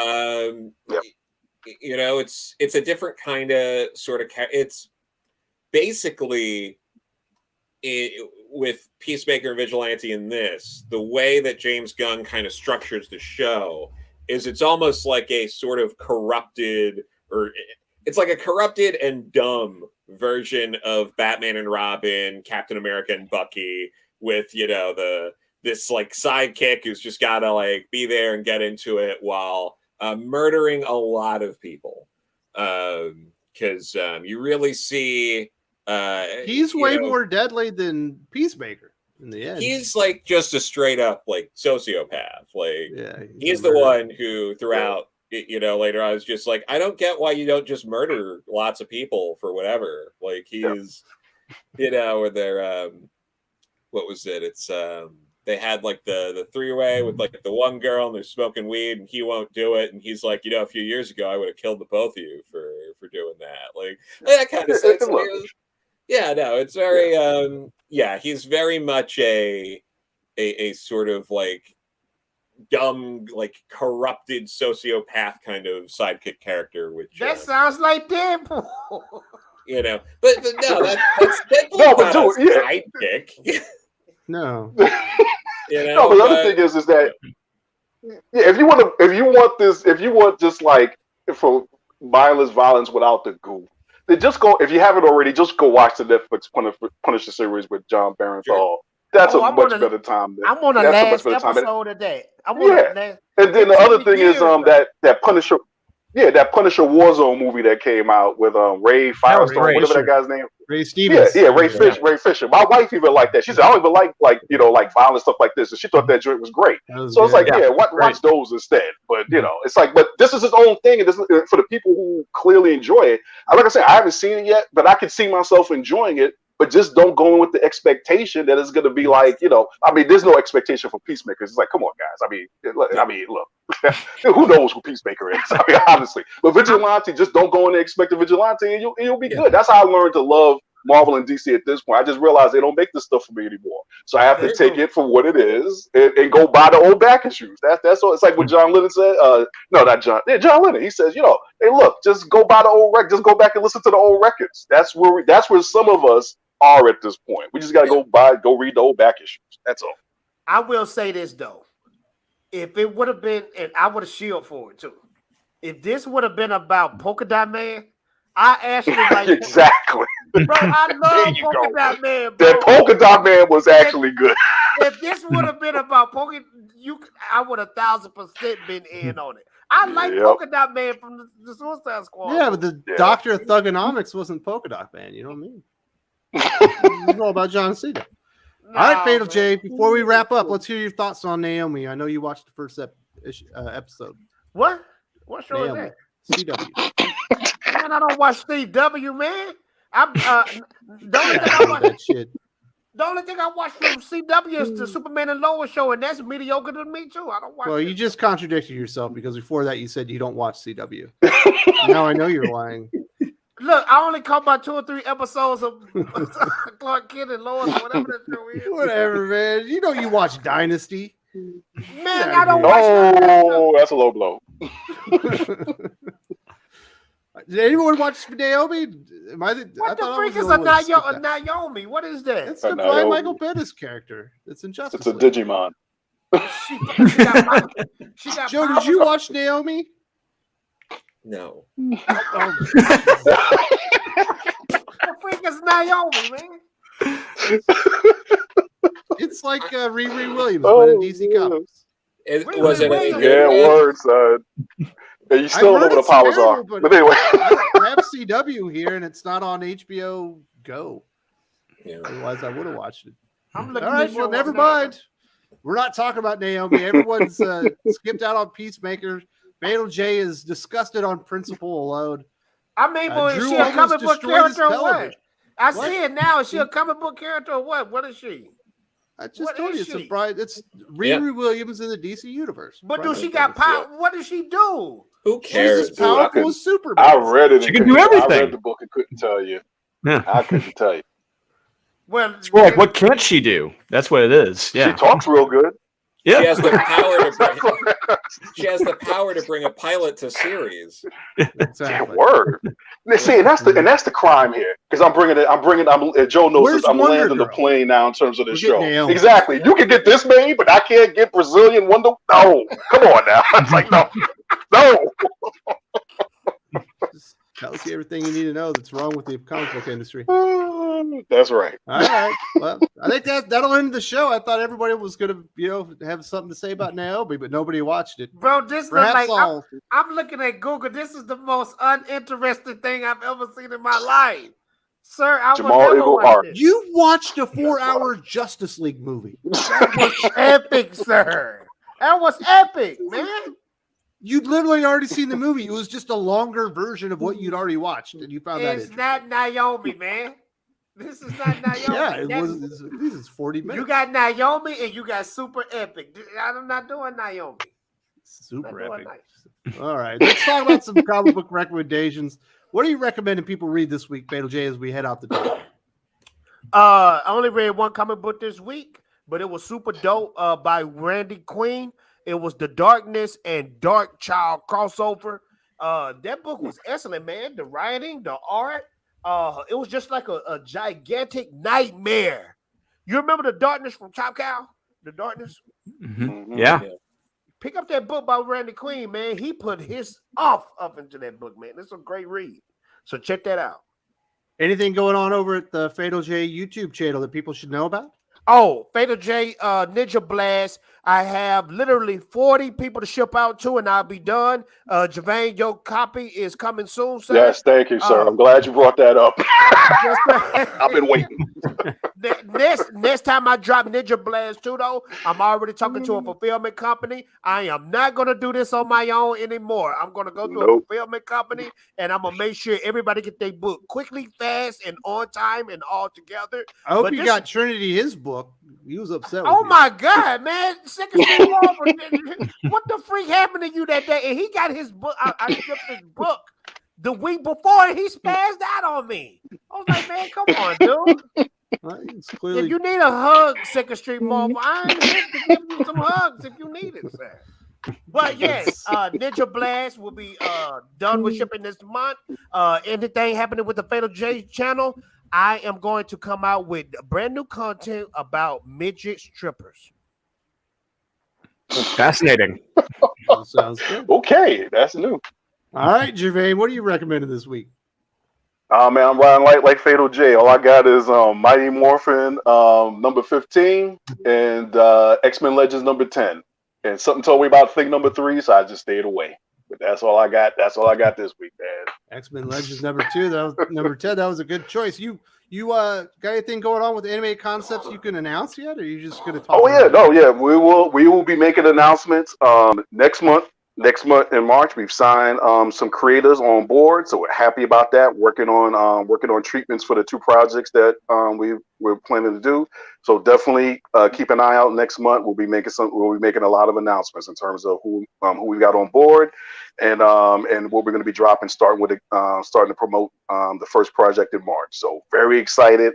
Everybody involved is excited. It's a good time. So looking forward to it. And I will be using a fulfillment company based on some experiences I've had. So, but yeah, excited. All right, Joe, you got it's anything? rough doing it on your own, bro. This is super rough. Look, man, that's y'all. So y'all like my wife. Y'all like to DIY everything. I was like, nah, I just pay the labor costs to get it out the way. My time is valuable. Go ahead. You recommended any comic books this week, Joe? Sure. What was it? I'm still picking up and enjoying the Good Asian over at Image. I think that's issue 8. I liked Maeve's book from Jeff Lemire over at Dark Horse. I I think there were people who picked it up thinking it was going to be more of like a sprawling, like mystery, kind of like a little more epic. It's not. It's really, it's a very small, simple story. Good traumatic story about trauma. It's great. Love it. Yeah. Yeah. Lost. No, I really like that, and that wrapped this week. And then in terms of anyone who collects, sort of like omnibuses, I do a lot of that. The Batman No Man's Land Volume 1 came out this week.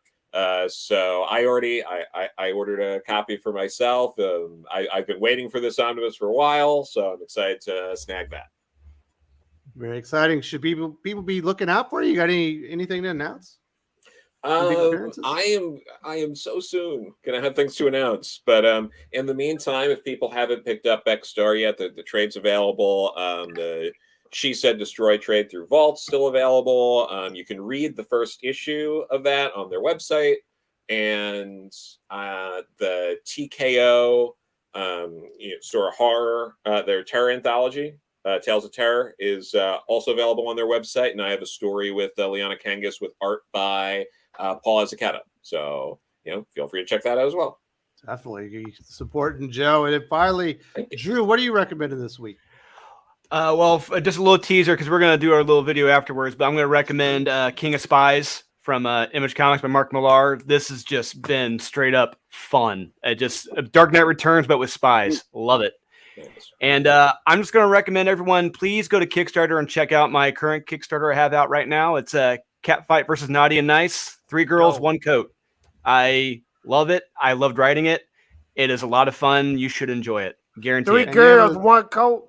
3 girls, 1 coat. Are they going after the coat because they need it for warmth or something like that, or?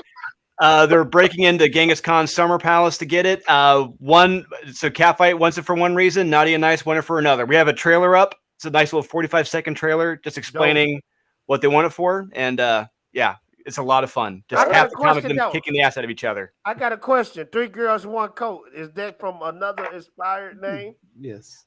Possibly. Possible. One more last recommendation.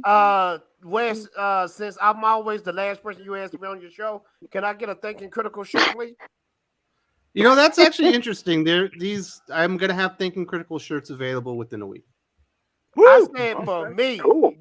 I didn't say if you go to the Redbubble website and pay for it, you can get a Thinking Critical shirt like everybody else.